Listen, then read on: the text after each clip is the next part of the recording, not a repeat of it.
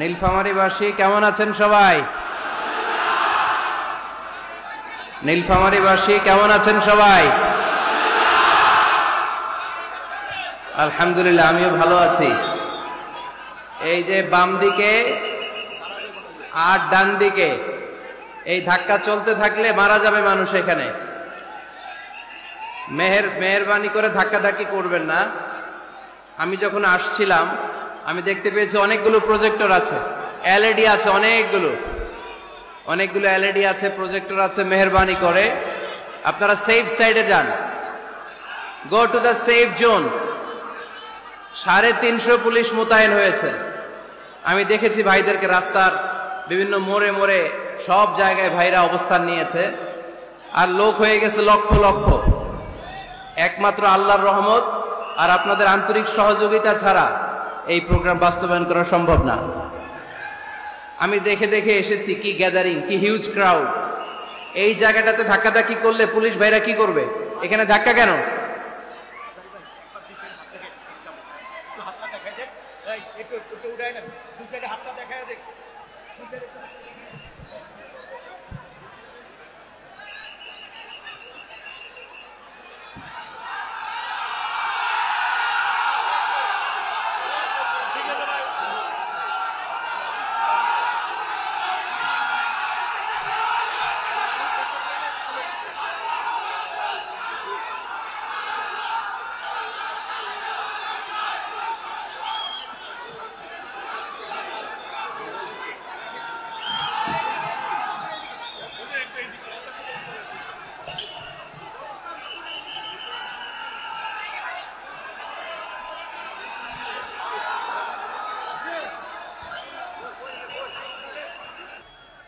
সকল প্রশংসার মালিককে, সকল ক্ষমতার উৎসকে। কেউ যেটা পারে না পারে কে, কেউ যেটা দেখে না দেখে কে। সে আল্লাহর জন্য আমরা সবাই আওয়াজ করে পড়ব কালিমাতুশ শুকুর, আলহামদুলিল্লাহ। সবাই পড়ুন, রব্বানা লাকাল হামদ হামদান কাসীরান তাইয়িবান মুবারাকান ফীহি ইয়া রাব্বি লাকাল হামদু কামা ইয়ানবাগি লিজালালি ওয়াজহিকা ওয়া আযীমি সুলতানিকা। লাকাল হামদু বিল ঈমান, লাকাল হামদু বিল ইসলাম, লাকাল হামদু বিল কুরআন। আমরা প্রশংসা করলাম কার? সব সময় প্রশংসা করব কার?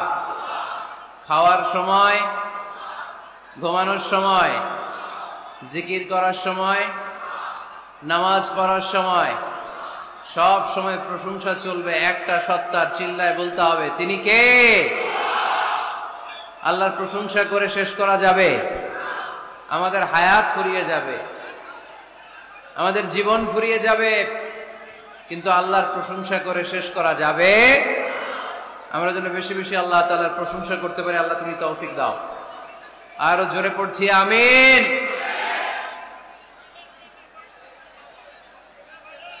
থামতে হবে, থামতে হবে। না থামলে আওয়াজ করা যাবে না, কথা বলা যাবে না। থেমে যান, মেহেরবানি করে শান্ত হন, আওয়াজ করবেন না, মেহেরবানি করে। এইদিকে এখন আওয়াজ শুনতে পাচ্ছি। আওয়াজ কেন ভাই? আওয়াজ কিসের? আওয়াজ করবে না।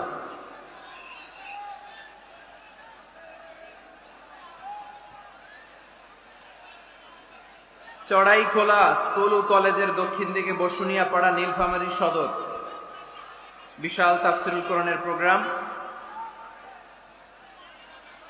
আজকের এই প্রোগ্রামের সম্মানিত সভাপতি জনাব দেওয়ান কামাল আহমেদ, মেয়র নীলফামারী পৌরসভা, সভাপতি বাংলাদেশ আওয়ামী লীগ নীলফামারী জেলা শাখা, উনি চলে এসেছেন আলহামদুলিল্লাহ। আমন্ত্রিত অতিথিদের মধ্যে আছেন জনাব শহীদ মাহমুদ, চেয়ারম্যান নীলফামারী সদর উপজেলা পরিষদ। আসছেন? আচ্ছা আচ্ছা।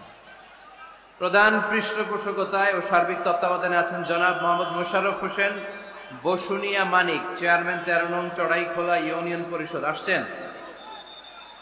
মাশাআল্লাহ। আজকের প্রোগ্রামের প্রধান অতিথি সম্মানিত ডিআইজি আবুল কালাম সাহেব, খুব শরীফ মানুষ, ভদ্র মানুষ, অনেক কষ্ট করেছেন, শ্রম দিয়েছেন এই প্রোগ্রামের জন্য।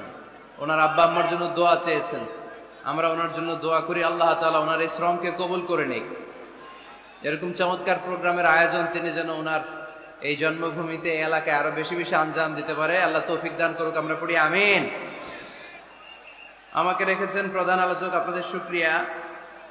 আমার আগে কথা বলেছেন হযরত মাওলানা মির্জা ইয়াসিন আরাফাত, খতিব, প্রাইম গ্রুপ, জামে মসজিদ, ঢাকা।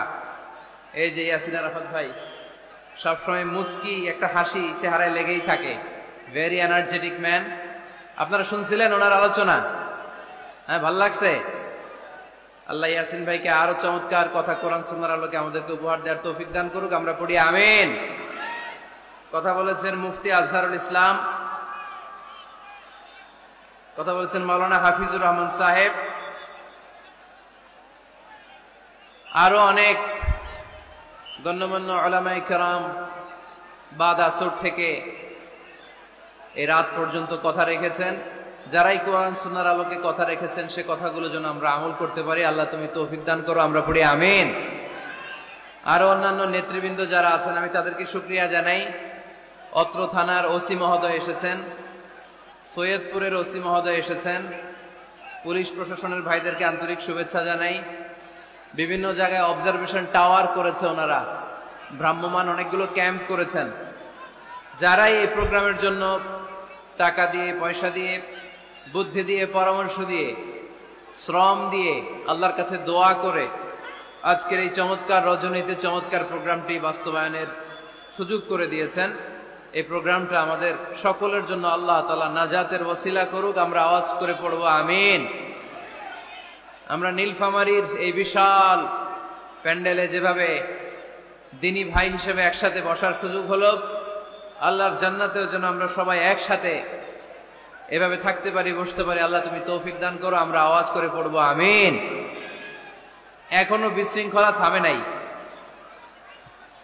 আমি পুলিশ ভাইদেরকে বলবো, যেহেতু এখানে লোকজনকে বসতে দিছেন, যারা ধাক্কাধাক্কি করতেছে আস্তে করে আসতে দেন, সবাইকে না, দু একজন করে আসতে দিলে এই জায়গাটাও পূরণ হয়ে যাক, এরপর আমরা কথা বলি। পুলিশ ভাইদেরকে বলবো আস্তে আস্তে, আপনারা যদি সেফ মনে করেন এই জায়গাটাতে আসতে দেন, এই জায়গায় দেন। যেহেতু আমি চলে আসছি আর আমার পরে কোনো আলোচক নাই, কিন্তু ধাক্কাধাক্কি চলবে না, দৌড়াদৌড়ি চলবে না, আস্তে আস্তে। যাদেরকে পুলিশ ভাই অ্যালাউ করবে ইশারা দিয়ে তারাই আসবে, শুধু তারাই, আস্তে আস্তে আস্তে আস্তে। না না, পেছন থেকে না, পেছন থেকে না, no, sit down, have a seat, বসেন। এই যে আমি আপনাদেরকে বলতেছি, এই যে বাসের উপরে উঠলেন কারা, বসেন, বসেন।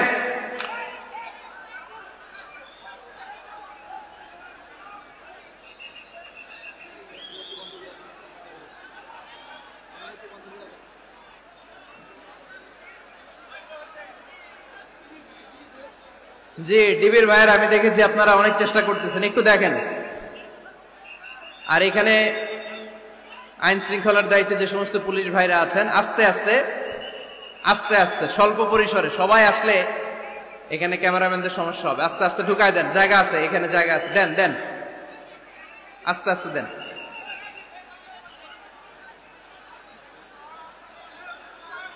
দেন পুলিশ ভাইরা, ওদেরকে দেন, আস্তে আস্তে, দৌড়াদৌড়ি করবে না কেউ, বিশৃঙ্খলা করবে না কেউ, দেন, আসতে দেন, ওদেরকে আসতে দেন। প্রায় প্রতিটা মাহফিলেই বিশৃঙ্খলা, এদেরকে থামাতে থামাতে আমার চলে যায় আধা ঘন্টা, এরপরে কথা বলার পরিবেশ আর থাকে না। তো আপনারা কি বিশৃঙ্খলা করবেন না কোরআনের কথা শুনবেন? এখানে আসছেন কোন নিয়তে আসছেন? তো বিশৃঙ্খলা করতেছেন কেন? কখন আসছেন? কয়টার দিকে আসছেন আপনারা? অনেকে সকালে, অনেকে দুপুর একটায়। আচ্ছা ঠিক আছে, ঠিক আছে, আল্লাহ কবুল করুক, ঠিক আছে। ফজর পরে আসছে অনেকে। আমরা একটু জিকির করি, সুবহানাল্লাহ, আলহামদুলিল্লাহ, লা ইলাহা ইল্লাল্লাহ, সুবহানাল্লাহ।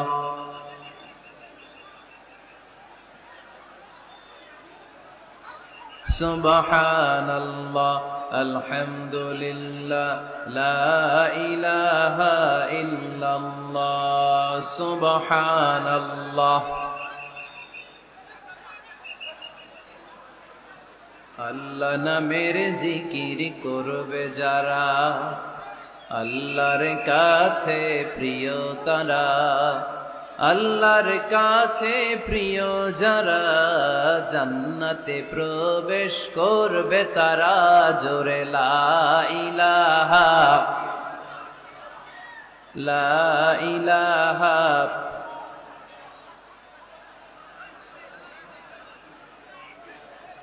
লা ইলাহা ইল্লাল্লাহু মুহাম্মাদুর রাসূলুল্লাহ সাল্লাল্লাহু আলাইহি ওয়াসাল্লাম। এখনো এখানে থামে নাই বিশৃঙ্খলা। এই তাফসির মাহফিলগুলোতে এসে কি লাভ হবে আমরা যদি সুশৃঙ্খল ভাবে একটা প্রোগ্রামকে অ্যারেঞ্জ করতে না পারি? লক্ষ লক্ষ টাকা খরচ করে এই প্রোগ্রামের আয়োজন হয়েছে। এইখানে চিৎকার চেঁচামেচি, ওইখানে ধাক্কাধাক্কি, এইখানে জনস্রোত, বিশাল স্ক্রিনে দেখা যাচ্ছে না, তারপরও এখানে ধাক্কাধাক্কি। বসেন বসেন, আর আওয়াজ হবে না। আমরা আল্লাহর নামের 3টা তাকবীর দিব। এই তাকবীরের পরে যদি আওয়াজ বিশৃঙ্খলা হয় আমি দোয়া করে বিদায় নিব। শেষ, আজকের মাহফিল এখানেই ক্লোজ। এই বিশৃঙ্খলায় আমি কথা বলি না। বিশৃঙ্খলা হইলে ওইখানে আমি কথা বলতে পারি না। আমাকে নীরব পরিবেশ করে দিলে সেখানে আমি কথা বলতে পারবো।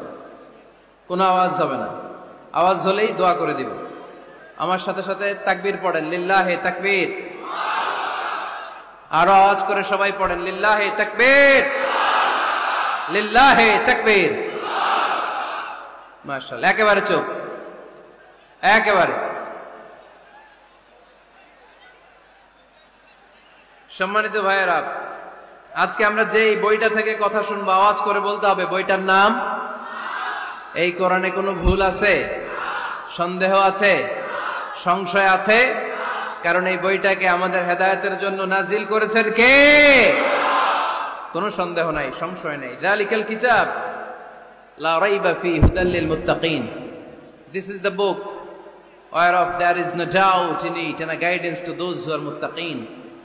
এই বইটা এমন বই যে বইয়ে কোনো ভুল নাই, কোনো সন্দেহ নাই। আর মুত্তাকিনদের জন্য এই বইটাকে পথপ্রদর্শনকারী করে নাজিল করেছে কে? আল্লাহ। এজন্য এই বইটার সাথে আমাদের সম্পর্ক বাড়াতে হবে। প্রতিদিন কোরআনের তেলাওয়াত করা লাগবে। এই কোরআনের আয়াতগুলোর অর্থ বোঝা লাগবে। তাহলে দুনিয়াতেও শান্তি, আখিরাতেও শান্তি দিবে কে? আমরা যেন কোরআনকে আমাদের সাথী বানাই, কোরআনকে আমাদের বন্ধু বানাই। এই কোরআন থেকে আজকে আমরা কথা শুনবো। সবাই আওয়াজ করে পড়েন ইনশাআল্লাহ। আজকের আলোচনার বিষয় হচ্ছে হ্যাপি কাপল, সুখী দম্পতি। স্বামী আর স্ত্রী কেমন করে একটা সুখী দাম্পত্য জীবন কোরআনের আলোকে, ইসলামের আলোকে গঠন করতে পারে, এ বিষয়ে কিছু কথা আজকের এই চমৎকার রজনীতে আমরা শুনবো ইনশাআল্লাহ। পড়েন। আপনারা বিয়ে করছেন তো সবাই নাকি? হ্যাঁ,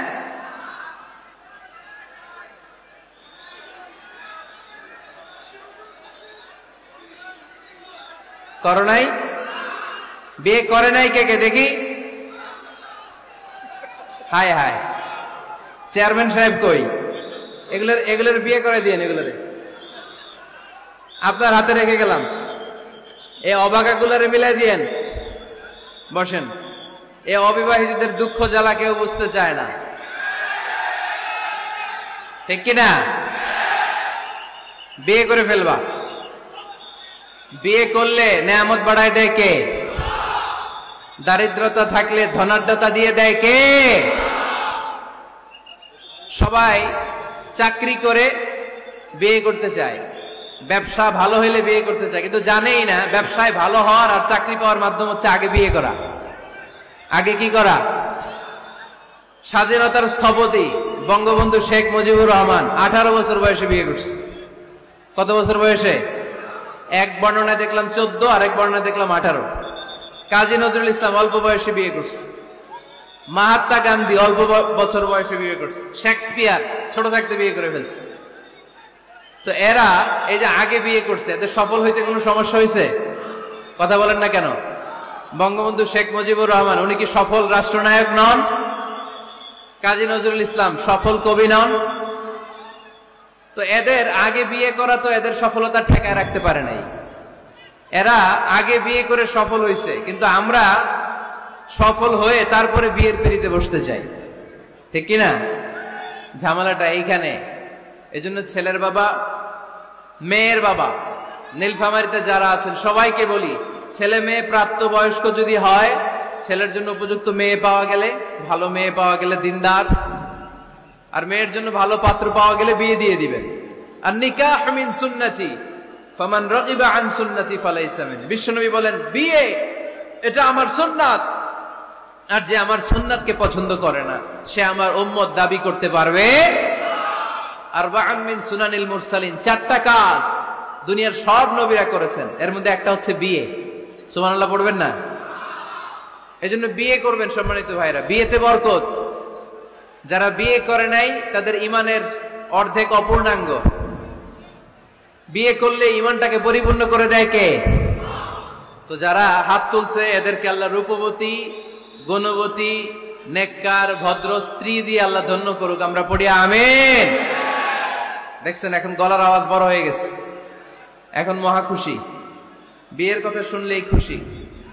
তো আজকের আলোচনাটা যারা নিউ কাপল, নতুন বিয়ে করেছেন তাদের কাজে লাগবে,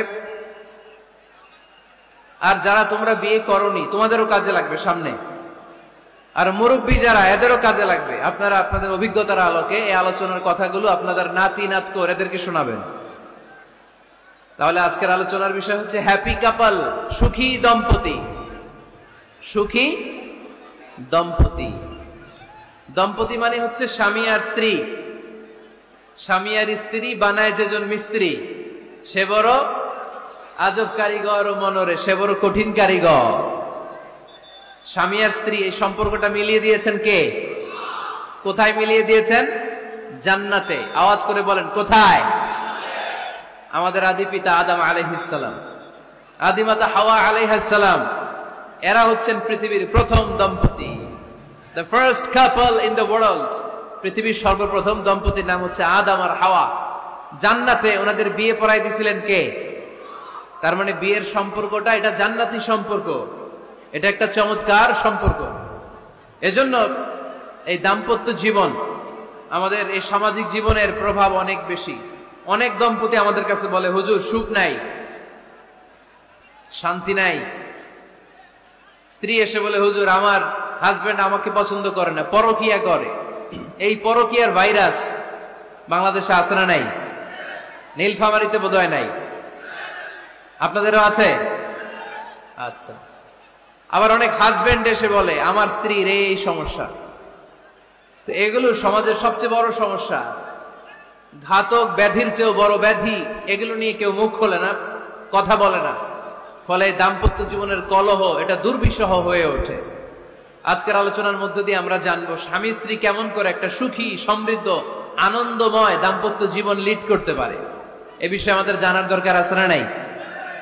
আচ্ছা, আপনারা শুনতেছেন? আপনাদের সকলের মনোযোগ কি আমার দিকে, না ডানে বায়ে তাকাচ্ছেন? এই দিকে এখনো থামতে পারে নাই, আপনি করাই দেন পরে। এই বাম দিকে এখনো থামতে পারে নাই। আমার মোনাজাতের সময় হয়ে আসতেছে, তোমরা ধাক্কাধাক্কি করো। ধাক্কাধাক্কি করতে করতে দেখবা যে আমি দোয়া করে চলে যাচ্ছি, কিছুই নিয়ে যেতে পারলা না, তোমরা নিজেও শুনলা না, অন্যদেরকেও শুনতে দিলা না। না না, এরকম করেন না, চেয়ার দিয়ে করেন না, চেয়ার দিয়ে করেন না, রাখেন রাখেন রাখেন। আমি তো তোমাদেরকে হাত নেড়ে শান্ত হতে বললাম, এরপরে কথা কিসে রেখেন?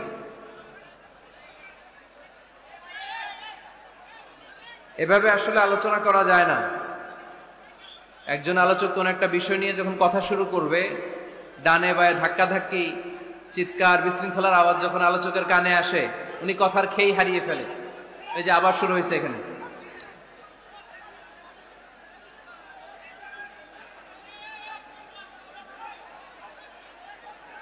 এই যে এখানে 50 জন হবে, আমার দিকে তাকাও। কি এখানে কি তোমাদের সমস্যা কি? এখানে কি জায়গা নাই? তো গো ব্যাক।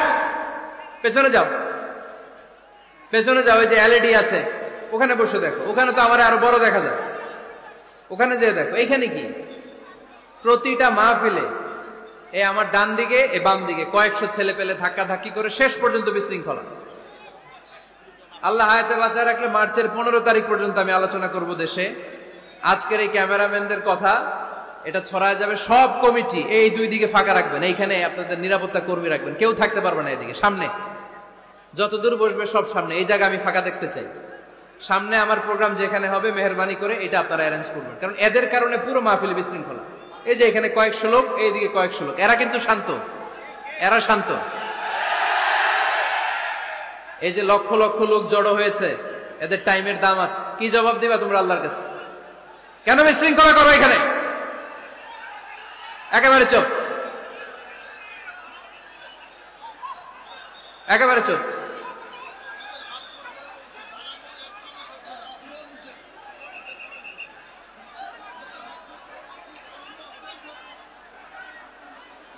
হ্যাঁ বসে যান, বসেন। ধাক্কাধাক্কি করতে আসছেন, বসেন, ধাক্কাধাক্কি করে বসেন।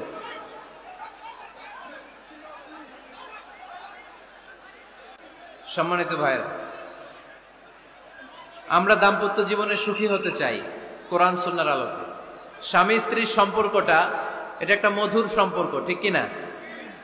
স্বামী স্ত্রীর সম্পর্কটা কেমন জানেন? স্বামী স্ত্রীর সম্পর্কটা হচ্ছে হাত আর চোখের মতো। হাত ব্যথা পেলে চোখ দিয়ে পানি ঝরে, আবার চোখ দিয়ে পানি ঝরলে হাত সেই পানি মুছে দেয়, ঠিক কিনা? স্বামী আর স্ত্রীর সম্পর্কটা এরকম হবে, হাত আর চোখ। হাতে হাত কেটে গেলে চোখ দিয়ে পানি পড়ে, আবার চোখ দিয়ে পানি পড়লে হাতই ওই পানি মুছে দেয়। সম্পর্কটা এরকম থাকার দরকার আছে না নেই? আছে। আল্লাহ তাআলা স্বামী স্ত্রীর সম্পর্ককে কোরআনে পোশাকের সাথে তুলনা করেছেন। ড্রেস, কস্টিউম, পোশাক। আওয়াজ করে বলেন, কিসের সাথে তুলনা করেছেন? পোশাক। কেন পোশাকের সাথে তুলনা করলেন? কারণ পোশাক মানুষের লজ্জাস্থানের হেফাজত করে। ইট কভারস আওয়ার প্রাইভেটস। পোশাক, ড্রেস এন্ড কস্টিউম এটা আমাদের লজ্জাস্থানকে ঢেকে রাখে, আমাদের ঈমান বাঁচায়। তেমনি স্বামী তার স্ত্রীর চরিত্র হেফাজত করে, স্ত্রী তার স্বামীর চরিত্র হেফাজত করে, ঠিক কিনা? এজন্য আল্লাহ তাআলা মেটাফরিক্যালি, রূপক ভাবে স্বামী স্ত্রীকে পোশাকের সাথে তুলনা করেছেন। আবার পোশাক পরলে খুব সুন্দর লাগে, ডিজাইন করে, এমব্রয়ডারি করে, বিভিন্ন ডিজাইনের, বিভিন্ন স্টাইলের, বিভিন্ন ফ্যাশনের পোশাক মানুষ পরে। পোশাক পরলে মানুষের শ্রী বর্ধিত হয়, সৌন্দর্য বেড়ে যায়। ঠিক তেমনি নারীর চোখে পুরুষ সুন্দর, পুরুষের চোখে নারী সুন্দর, ঠিক কিনা? পোশাকের 3 নাম্বার কাজ হচ্ছে পোশাক মানুষকে কমফোর্ট দেয়, আরাম। এই যে শীতকালে আপনারা অনেকে ব্লেজার পরে আসছেন, অনেকের গলায় মাফলার, অনেকের গায়ে চাদর, আরাম লাগে না? কথা বলেন না কেন? লাগে। আবার গ্রীষ্মকালে এই মাফলার পরে কেউ বের হয়? চৈত্র মাসে, চৈত্র মাসে নীলফামারীতে জ্যাকেট পরেন কে কে দেখি? পরেন? পরেন? পরেন না। এর কারণ চৈত্র মাসে পাতলা কাপড় পরতে হয়, কটনের, সুতির কাপড়। শীতকালে মোটা কাপড় আরাম লাগে, দেহটাকে প্রশান্ত করে দেয়। আবার গরমকালে সুতির, কটনের পাতলা কাপড় পরলে দেহটারে প্রশান্ত করে দেয়। ঠিক তেমনি স্ত্রী যখন স্বামীর সান্নিধ্য পায়, এই লাইটটা অফ থাকলে ভালো, অফ, এই লাইটটা অফ, পারলে এইটা অফ। স্ত্রী যখন স্বামীর সান্নিধ্য পায়, স্ত্রী প্রশান্ত হয়ে যায়। আবার স্বামী যখন স্ত্রীর সংস্পর্শ পায়, স্বামীর অন্তরটারে প্রশান্ত করে দেয় কে? এজন্য আল্লাহ তাআলা নারীকে বলেছেন, নারী তোমরা হচ্ছে পুরুষের পোশাক। আবার পুরুষদেরকে বলেছেন, ও পুরুষরা তোমরা নারীদের পোশাক। পড়েন আল্লাহু আকবার। রব্বুল আলামিন বলেন, হুন্না লিবাসুল লাকুম ওয়া আনতুম লিবাসুল লাহুন। ও নারীরা, তোমরা তোমাদের স্বামীদের পোশাক, আর তোমাদের স্বামীরা হলো তোমাদের পোশাক। পোশাক যেমনি লজ্জাস্থানকে ঢেকে রাখে, ঈমান ইজ্জতের হেফাজত করে, আব্রু ঢেকে রাখে, তেমনি স্বামী তার স্ত্রীর চরিত্রের হেফাজত করে, স্ত্রী তার স্বামীর চরিত্রের হেফাজত করে। পোশাক যেমনি সুন্দর, স্ত্রীর চোখে স্বামী সুন্দর, স্বামীর চোখে স্ত্রী সুন্দর, পোশাক যেমনি মানুষকে আরাম দেয়, প্রশান্ত করে দেয়, স্বামী আর স্ত্রী একে অপরের সংস্পর্শ পেলে তাদের হৃদয়টাও প্রশান্ত হয়ে যায়, ঠিক কিনা? এজন্য আল্লাহ তাআলা পোশাকের সাথে তুলনা করেছেন। পোশাক একে অপরের পোশাক, পোশাক চামড়ার সাথে লেগে থাকে না, আলাদা থাকে। তার মানে স্বামী স্ত্রী সম্পর্কটা এরকম মিলেমিশে ভালোবেসে একাকার, ঠিক কিনা? আর নিসাউ শাকাইকুর রিজাল, নারীরা পুরুষদের কাউন্টার পার্ট, নারী হচ্ছে পুরুষের সহযোগী। এই পৃথিবীর এই সভ্যতা, এই সিভিলাইজেশন, এই উন্নয়নের ডেভেলপমেন্ট এটা শুধু পুরুষরা করে নাই, এই উন্নয়নের অংশীদারিত্বে আমাদের বোনদের নারীদেরও হাত আছে না নাই? এজন্য কাজী নজরুল বলেছেন, এ বিশ্বে যা কিছু সুন্দর চিরকল্যাণকর, অর্ধেক তার করিয়াছে নারী, অর্ধেক তার নর। চিল্লায় বলেন ঠিক কিনা? এজন্য এই মহাবিশ্বের এই সভ্যতায় আপনাদের যেমনি অবদান, আমাদের বোনদেরও অবদান আছে না নাই? আছে। স্বামী স্ত্রী এই দুজন মিলে এই বিশ্ব সভ্যতা তৈরি হয়েছে। এজন্য দুজনের মধ্যে সম্পর্ক হবে পোশাকের মতো। পোশাক যেমনি দেহের সাথে লেগে থাকে, স্বামী স্ত্রীর মধ্যে এরকম সুসম্পর্কের দরকার আছে না নাই? আছে। আজকে আমরা জানার চেষ্টা করব কি করে স্বামী আর স্ত্রীর মধ্যে এই সুসম্পর্ক বাড়ানো যায়, ইনক্রিজ করা যায়, কি করে আমাদের মধ্যে মারামারি, কাটাকাটি, ঝগড়া, ডিভোর্স এই রেটটা কমানো যায়। এ ব্যাপারে আমাদের জানার দরকার আছে না নাই? ইসলামী শরিয়া স্বামী স্ত্রী প্রত্যেককে ইন্ডিভিজুয়ালি আলাদা আলাদা কিছু দায়িত্ব দিয়েছে। স্বামীকে কিছু দায়িত্ব দিয়েছে, আবার স্ত্রীকে কিছু দায়িত্ব দিয়েছে, আবার উভয়কে কিছু দায়িত্ব দিয়েছে। আমরা শুরুতে স্বামী স্ত্রীর উভয়কে আল্লাহ তাআলা কি দায়িত্ব দিয়েছে এটা জানবো। তারপরে স্ত্রীদেরকে আল্লাহ তাআলা কি দায়িত্ব দিয়েছেন সেটা জানবো। সবশেষে স্বামীদেরকে আল্লাহ তাআলা কি দায়িত্ব দিয়েছে সেটা জানবো। এই দায়িত্বগুলো পালন করার মধ্য দিয়ে দাম্পত্য জীবনকে সুখময় করে দিবে কে? আল্লাহ। শুরুতে আমরা জানবো দ্য কালেকটিভ রেসপন্সিবিলিটি, যৌথ দায় দায়িত্ব কি আছে স্বামী আর স্ত্রীর, কেমন করে দাম্পত্য জীবনকে সুখময় শান্তিময় করতে হয়। একটা দাম্পত্য জীবন কলহমুক্ত করতে চাইলে, সুখময় করতে চাইলে সর্বপ্রথম স্বামী স্ত্রীর যেটা খেয়াল রাখতে হবে সেটা হচ্ছে স্বামী স্ত্রীর উভয়ের স্যাক্রিফাইসের মানসিকতা থাকা লাগবে। স্যাক্রিফাইস, আওয়াজ করে আমার সাথে সাথে বলেন স্যাক্রিফাইস। এই স্যাক্রিফাইস ছাড়া দাম্পত্য জীবন টিকবে? দুইজনেই যদি ঝগড়া করে, দুইজনেই যদি রেগে যায়, ঝামেলা আছে না নাই? স্বামী রেগে গেলে স্ত্রীকে থেমে যেতে হয়, আবার স্ত্রী রেগে গেলে স্বামীকে থেমে যেতে হয়। স্বামীও যদি রেগে যায়, স্ত্রীও যদি রেগে যায়, তাহলে তৃতীয় বিশ্বযুদ্ধ বেঁধে যাবে, ঠিক কিনা? এই জন্য রেগে গেলেন তো হেরে গেলেন, রাগা যাবে না। স্বামী যদি রেগে যায়, স্ত্রী থেমে যেতে হবে। স্ত্রী যদি রেগে যায়, স্বামী থেমে যেতে হবে। এটাই দাম্পত্য জীবনের সুখ আর সমৃদ্ধির মূল ফর্মুলা। স্যাক্রিফাইস করতে হবে। এর কারণ আপনি যদি দোষ খুঁজতে শুরু করেন, দোষ ছাড়া পৃথিবীতে মানুষ নাই, ঠিক কিনা? No one is perfect in this world. এই পৃথিবীতে কেউই পারফেক্ট না। আপনি যে আপনার স্ত্রীর দোষ খোঁজেন, আপনারও দোষ আছে না নাই? আবার ভাবি যদি আপনার খালি দোষ খোঁজে, ভাবিরও দোষ আছে না নাই? না। এজন্য দোষ খুঁজবেন না, স্যাক্রিফাইস করেন, একটু মানিয়ে নিন। দাম্পত্য জীবনটা এরকমই, একটু ছাড় দিতে হয়, একটু মানিয়ে নিতে হয়। দাম্পত্য জীবনে কখনো মন খারাপ, কখনো মন ভালো, কখনো রোদ, কখনো বৃষ্টি, এই নিয়েই দাম্পত্য জীবন, ঠিক কিনা? তাহলে দাম্পত্য জীবনে যদি আমরা সুখ পেতে চাই, সকল নবদম্পতিকে বলবো একটু ছাড় দেওয়ার মানসিকতা বিল্ড আপ করেন, একটু মানিয়ে নেন, একটু মানিয়ে নেন, একটু ছাড় দেন, একটু মিলেমিশে চলেন। এক স্যাক্রিফাইস আমাদের জীবনটারে, আমাদের দাম্পত্য জীবনটাকে একটা জান্নাতি দাম্পত্য জীবন বানাই দিবে, ঠিক কিনা? দাম্পত্য জীবনকে সুখী করার 2 নাম্বার ফর্মুলা হচ্ছে ঝগড়া করা যাবে না। আপনারা ঝগড়া করেন নাকি? হ্যাঁ, বউয়ের সাথে ঝগড়া করেন না এরকম বিবাহিত পুরুষ কে কে আছেন দেখি এখানে? হাত তুলছে অনেকে। বিশ্বাস হয় আপনাদের? হ্যাঁ, অনেক ঝগড়া। হ্যাঁ, আচ্ছা, মেয়েরা বেশি করে? না না, এই মহিলা প্যান্ডেল আছে এদিকে, এদেরকে জিজ্ঞেস করলে বলবে সব দোষ আপনাদের, আর আপনারা দোষ দিচ্ছেন এদের। তো ঝগড়া করবেন না, মেহরবানি করে সম্মানিত ভাইরা, ঝগড়া করবেন না। কারণ এই ঝগড়া থেকে সামান্য ঝগড়া থেকে অনেক সময় বিচ্ছেদের দিকে চলে যায় সম্পর্ক। ছোট্ট ঝগড়া থেকে যেতে যেতে ঝগড়া বাড়তে বাড়তে ডিভোর্সের দিকে গড়া, এরকম আছে না নাই? না, সামান্য ঝগড়া যদি বেঁধে যায়, শয়তান এটার মধ্যে বাতাস দেয়, এটারে বাড়াতে বাড়াতে শয়তান অনেক বড় করে। ইমানদারদের পরিবার ভেঙে গেলে শয়তান খুশি, আর ইমানদারদের পরিবার টিকে থাকলে আমার আল্লাহ খুশি। আমরা কার খুশি চাই? জোরে বলতে হবে, খুশি চাই কার? শয়তান সব সময় চায় ইমানদারদের ফ্যামিলি ভেঙে দিতে। Always he tries his level best to break down the relationship of a মুমিন ফ্যামিলি। একজন ইমানদারের ফ্যামিলি কি করে ব্রেক ডাউন করে দেয়া যায়? যেন ঝগড়াই করবো না আমরা। আপনি ঝগড়া করলে ভাবি যেন ঠান্ডা থাকে, ভাবি ঝগড়া শুরু করলে আপনি ঠান্ডা থাকবেন।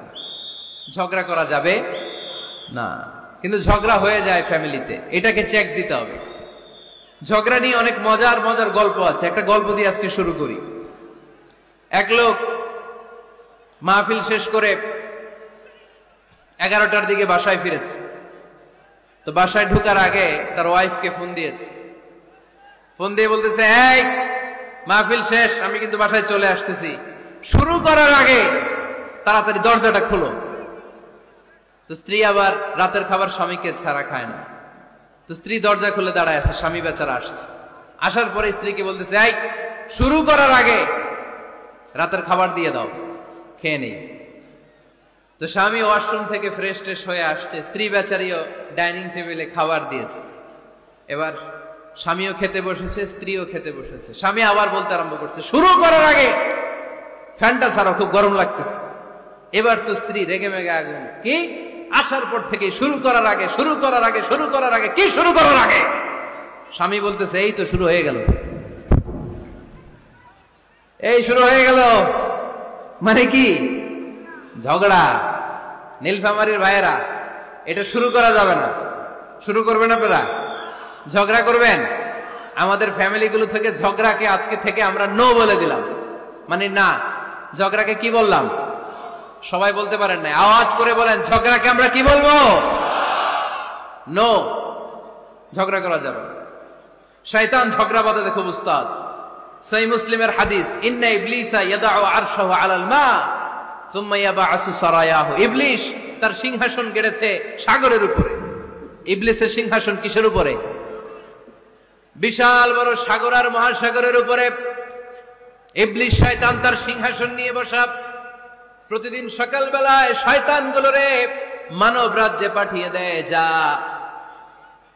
তোরা মানব রাজ্যে চলে যা, যে মানুষকে ওয়াসওয়াসা দেয়, ওয়াসওয়াসা দিয়ে খারাপ কাজ করা। সারাদিন খারাপ কাজ করার পরে কি কি ওয়াসওয়াসা দিল, কি কি খারাপ কাজ মানুষের মধ্যে ঘটালো, সন্ধ্যাবেলায় সব শয়তান এসে ইবলিসকে বয়ান শোনায়।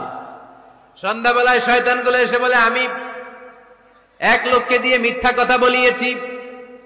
আরেক শয়তান বলে, আমি নামাজ কাজা করিয়েছি এক আল্লাহর বান্দাকে দিয়ে। আরেকজন বলে, আমি ওজনে কম দিয়েছি। আরেকজন বলে, আমি সুদের ব্যবসার মধ্যে টাকা লাগানোর ব্যবস্থা করে দিয়েছি। এক একজন এক একটা ওয়াসওয়াসা দিয়ে আল্লাহর মুমিন বান্দাদেরকে ধোঁকা দিয়েছে। এগুলোর ফিরিস দিয়ে সে সব শয়তানেরা ইবলিসকে শোনায়, কিন্তু কোনো কথাতে ইবলিসের মন ভরে না। কোন শয়তান এসে বলে, আমি তো এমন মদের আড্ডাখানায় নিয়ে গেছি আল্লাহর বান্দাদেরকে, এগুলো নামাজই পড়ে নাই, খালি মদ খেয়েছে। আবার কিছু শয়তান এসে বলে, আমি ক্যাসিনোতে নিয়ে গেছি, ওখানে খালি জুয়া খেলছে। আবার কিছু শয়তান এসে বলে, আমি বাজারের মধ্যে ফরমালিনের এই ওয়াসওয়াসা ঢুকায় দিছি। একটার পর একটা শয়তানি ফিরিস্তি তারা ইবলিসকে শোনা, কিন্তু কোনো কাজই ইবলিসের মন ভরাতে পারে না। একজন এসে বলে, আনা মা তারাকতুহু বাইনার রাজুলি ওয়া ইমরাআতিহি হাত্তা ফাররাকতু। আমি একজন ইমানদার নারী পুরুষের মধ্যে ঝগড়া লাগায়া ওই ঝগড়া বাড়াতে বাড়াতে বাড়াতে বাড়াতে তালাক পর্যন্ত নিয়ে গেছে। নাউজুবিল্লাহ পড়বেন না? শয়তান এবার তার উপর খুশি হয়ে যায়। সব শয়তানগুলোকে ঠেলে ইবলিস এই শয়তানকে কাঁধে তুলে নাচতে শুরু করে দেয়। কারণ মুমিন বান্দার সংসার যদি ভেঙে যায় শয়তান খুশি হয়ে যায়, আর মুমিন বান্দার সংসার টিকে থাকলে খুশি হয়ে যায় কে? এজন্য নীলফামারীর ভাইয়েরা, ঝগড়া করা যাবে না। দাম্পত্য জীবনকে সুখী করতে চাইলে ঝগড়াকে আমরা নো বলে দিব। ঝগড়া অনেক সময় হবে, কিন্তু এটাকে বাড়তে দেয়া যাবে না, এটাকে আমরা স্পেস দিব না, ওইখানে থামায় দিতে হবে। রাজি আছেন তো সবাই? আল্লাহ রাসূল সাল্লাল্লাহু আলাইহি ওয়াসাল্লামের ফ্যামিলিতে ঝগড়া হতো, আম্মা জান আয়েশা রাদিয়াল্লাহু তাআলা আনহার সাথে আল্লাহ রাসূল সাল্লাল্লাহু আলাইহি ওয়াসাল্লামের ঝগড়া হতো, হাদিসে পাওয়া যায়, কিন্তু এগুলো ছিল মধুর ঝগড়া, সুন্দর ঝগড়া। সুবহানাল্লাহ পড়েন। আল্লাহর হাবিব বলেন, ইয়া আয়েশা ইন্নী লা আ'লামু ইযা কুনতি আন্নী রাদিয়া ওয়া ইযা কুনতি আলাইয়া গাদবা। ও আয়েশা, তুমি কখন আমার উপর রেগে থাকো সেটাও আমি বুঝি, আবার কখন খুশি থাকো সেটাও বুঝি। আম্মা জান আয়েশা বললেন, ইয়া রাসূলুল্লাহ, ইয়া হাবিবাল্লাহ, কেমন করে আপনি বুঝেন যে আমি আপনার উপর রেগে আছি, আবার কেমন করে আপনি বুঝেন আমি আপনার উপর সন্তুষ্ট আছি? বিশ্বনবী বললেন, আয়েশা, তুমি যখন আমার উপরে খুশি থাকো, আমার উপর যখন তুমি রাজি থাকো, তখন তুমি দোয়ার সময় এইভাবে দোয়া করো, ওয়া রব্বি মুহাম্মাদ, মুহাম্মাদের রব, আপনি আমাদের সব গুনাহগুলো মাফ করে দেন। আর যখন তুমি আমার উপর রেগে থাকো, তখন তুমি আমার নামটা মুখ দিয়ে উচ্চারণ করো না। ও আয়েশা, তখন তুমি দোয়ার সময় বলতে থাকো, ওয়া রব্বি ইব্রাহিম, ইব্রাহিমের রব, আপনি আমাদের সব গুনাহগুলো মাফ করে দেন। যখন তুমি খুশি তখন আমার নামটা মুখে নাও, যখন তুমি আমার উপর রেগে থাকো তখন তুমি আমার নামটা মুখে নিতে চাও না। আম্মা জান আয়েশা বললেন, ইয়া রাসূলুল্লাহ, ইয়া হাবিবাল্লাহ, মা আহজুরু ইল্লা ইসমাক, আমি শুধু আমার মুখ থেকে আপনার নামটারে সরায় রাখি, আমার হৃদয় থেকে কোনোদিন আপনারে সরাতে পারি না। মা আহজুরু ইল্লা ইসমাক, নবী হে, আমি তো শুধু মুখ থেকে আপনার নামটারে বাদ দেই, আমার হৃদয় থেকে তো আপনারে বাদ দিতে পারি না। আমার হৃদয় পুরোটা জুড়ে শুধু আপনি আর আপনি। চিল্লায় পড়েন আল্লাহু আকবার। তার মানে আম্মা জান আয়েশাও আল্লাহ রাসূল সাল্লাল্লাহু আলাইহি ওয়াসাল্লামের উপর রেগে থাকতেন মাঝে মাঝে, বিশ্বনবী মাঝে মাঝে রাগ করতেন। একবার খুব বেশি রাগারাগি হয়ে গেল, অনেক ঝগড়া হয়ে গেল। এবার আল্লাহ রাসূল সাল্লাল্লাহু আলাইহি ওয়াসাল্লাম খেয়াল করলেন না, এত ঝগড়া তো করা ঠিক হবে না। তখন আল্লাহর হাবিব সাল্লাল্লাহু আলাইহি ওয়াসাল্লাম বললেন, আয়েশা চলো মিটমাট করি। কি করি? হ্যাঁ, মিউচুয়াল করি না, মিটমাট। এই যে ঝগড়া লাগলে আবার যে মিলায়া দেয়, এটা কি বলেন আপনারা নীলফামারীতে? মিটমাট। আল্লাহর হাবিব সাল্লাল্লাহু আলাইহি ওয়াসাল্লাম বললেন, আয়েশা চলো আমরা মিটমাট করি, আমরা আর ঝগড়া না করি। আম্মা জান আয়েশা বললেন, ঠিক আছে চলেন মিটমাট করি। বিষ্ণু বললেন, ঠিক আছে একজনকে নিয়ে আসি যে দুজনের মাঝে মিটমাট করাই দিবে। কারে নিয়ে আসবো? ওমরে ফারুককে নিয়ে আসি। আম্মা জান আয়েশা বলেন, না, ওমরও গলিদ, ওমরের মেজাজ গরম, আমার ভয় লাগে। সুবহানাল্লাহ পড়বেন না? বিষ্ণু বললেন, তাহলে তোমার আব্বারে নিয়ে আসি। কই নিয়ে আসেন, আব্বারে খুব ভাল লাগে। বিষ্ণু বললেন, ঠিক আছে তোমার কথাই রইল, ওমরকে ডাকবো না, তোমার আব্বা আবু বকরকে নিয়ে আসবো। বিশ্বনবী মিটমাট করার জন্য সাইয়েদনা আবু বকর রাদিয়াল্লাহু তাআলা আনহুকে ডেকে নিয়ে আসলেন। সাইয়েদনা আবু বকর রাদিয়াল্লাহু তাআলা আনহু ঘরে ঢুকলেন। বিশ্বনবী বললেন, আয়েশা, আমার আর তোমার মাঝে কি নিয়ে ঝগড়া হয়েছে? কথাটা কি তুমি বলবা নাকি আমি বলবো? আম্মা জান আয়েশা বলেন, আপনিই বলেন, তবে মিথ্যা বললেন না, যা ঘটছে ওইটাই বললেন। ওয়ালা তাকুলিল্লাহ হাক্কান, যেটা সত্য ওইটাই বলবেন, অন্য কিছু বলবেন না। আবু বকর রাদিয়াল্লাহু তাআলা আনহু তো শুনে রেগে মেগে আগুন। কি এত বড় সাহস, বিশ্বনবীর সামনে দাঁড়িয়ে তুমি এভাবে কথা বলো? এই আদব শিক্ষা দিয়েছি তোমাকে আমি। রেগে গেলেন। বিশ্বনবী কি সত্য ছাড়া মিথ্যা কিছু বলবেন? রেগে মেগে চিৎকার করে মেয়ের গালের মধ্যে দিলেন এক চপেটাঘাত। এক থাপ্পড় খেয়ে আম্মা জান আয়েশা উল্টায় পড়লেন। আবার মারার জন্য সাইয়েদনা আবু বকর রাগে গড়গড় করছিলেন, মেয়েরে আবার মারার জন্য উদ্যত হলেন। বিশ্বনবী অবস্থা ভয়ঙ্কর দেখে সাইয়েদনা আবু বকরের সামনে দুই হাত মেলে এইভাবে দাঁড়িয়ে গেলেন। বিশ্বনবীকে যখন আবু বকর রাদিয়াল্লাহু তাআলা আনহু দাঁড়াতে দেখলেন, সাইয়েদনা আবু বকর মুহূর্তের মধ্যে থেমে গেলেন। সুবহানাল্লাহ পড়েন। সাইয়েদনা আবু বকর রাদিয়াল্লাহু তাআলা আনহু ঘর থেকে বের হয়ে গেলেন। এবার বিশ্বনবী আম্মা জান আয়েশার কাছে যেয়ে বলেন, ও আয়েশা, দেখো আমি তোমারে মাইর থেকে বাঁচাইলাম, আমি না থাকলে তোমার বাবা তোমারে আসে শেষ করে ফেলতো, ঠিক কি না? আমি বাঁচাইছি তোমারে। ইয়া আয়েশা কাইফা রাআইতিনি আনখাসতুকি মিনার রাজুল, দেখছো আয়েশা কেমনে বাঁচাইলাম তোমারে? আজকে আমি না থাকলে এমন পিট্টি দিত তোমার বাবা, একেবারে খবর হয়ে যেত। আম্মা জান আয়েশা লজ্জায় পড়ে গেলেন, হেসে দিলেন। বিশ্বনবীও হেসে দিলেন। সুবহানাল্লাহ পড়েন। দুইজনের এই হাসির আওয়াজ ঘরের বাইরে থেকে সাইয়েদনা আবু বকর শুনতে পেলেন। উনি শুনে তো অবাক, কিরে এতক্ষণ তৃতীয় বিশ্বযুদ্ধ, এখন আবার হাসে। ঘরে ঢুকলেন। ঘরে ঢুকার পরে আবু বকর রাদিয়াল্লাহু তাআলা আনহু বিশ্বনবীরে বলেন, ইয়া রাসূলুল্লাহ, আশরিকানি ফি সিলমিকুমা কামা আশরাকতুমানি ফি হারবিকুমা। হে আল্লাহর রাসূল, আপনারা দুইজন ঝগড়া লাগলে মিটমাট করার জন্য আমারে যেমনি ডাকেন, আপনারা যখন সুখ আনন্দ আর হাসাহাসিতে ব্যস্ত থাকেন, ওই হাসির সময়গুলোতে শেয়ার করার জন্য তখনও আমার একটু ডাইকেন, পড়েন সুবহানাল্লাহ। ও নবী, শুধু ঝগড়ার সময় ডাইকেন না, শুধু মিলায় দেওয়ার জন্য ডাকবেন না। আপনাদের মধ্যে যখন সুখকর আনন্দময় হাসাহাসির মুহূর্তগুলো কাটে, ওই মুহূর্তগুলোতেও আমাকে এনে আপনারা শেয়ার করে দিয়েন, পড়েন সুবহানাল্লাহ। মুসনাদে আহমদ ইবনে হাম্বলের হাদিস। এই হাদিস প্রমাণ করে আল্লাহ রাসূল সাল্লাল্লাহু আলাইহি ওয়াসাল্লামের ঘরেও ঝগড়া হতো স্ত্রীদের সাথে, তবে মধুর ঝগড়া, শিক্ষণীয় ঝগড়া। আওয়াজ করে বলতে হবে ঠিক কি না? এজন্য ঝগড়া হবে, কিন্তু ঝগড়াকে বাড়তে দেয়া যাবে। তাহলে দাম্পত্য জীবন সুখময় করতে চাইলে 1 নম্বরে স্যাক্রিফাইস, 2 নম্বরে ঝগড়াকে আমরা কি বলে দিছি আজকে? বলে গেছি ঝগড়াকে কি বলবো? নো। তাসলিমা নামে একটি মেয়ে হারিয়ে গেছে। ওসি সাহেব বলেছেন পিছনে পুলিশের কাছে যদি পাঠায় দিতে পারেন ভালো হয়। ছোট্ট মেয়ে দেখলে জিজ্ঞেস করবেন তোমার নাম কি, যদি বলে তাসলিমা, 6 বছর বয়স, ওকে পাঠায় দিবেন। 3 নাম্বার, দাম্পত্য জীবন সুখময় করতে চাইলে দাম্পত্য জীবনের কোনো গোপন কথা কারোর সাথে শেয়ার করা যাবে না। এটা কবিরা গুনাহ, এটাকে হারাম বলে ঘোষণা দিয়েছে কে? এটাকে বিষ্ণু বলেছেন আযমুল আমানা। স্বামী স্ত্রীর মধ্যে যে অন্তরঙ্গ মুহূর্ত কাটে, এই মুহূর্তগুলোর কথা কারোর সাথে শেয়ার করা যাবে? নীলফামারীর যুবক ভাইরা চিল্লায় বলে এগুলো শেয়ার করা যাবে? বিষ্ণু বললেন খবরদার, এটা আযমুল আমানা।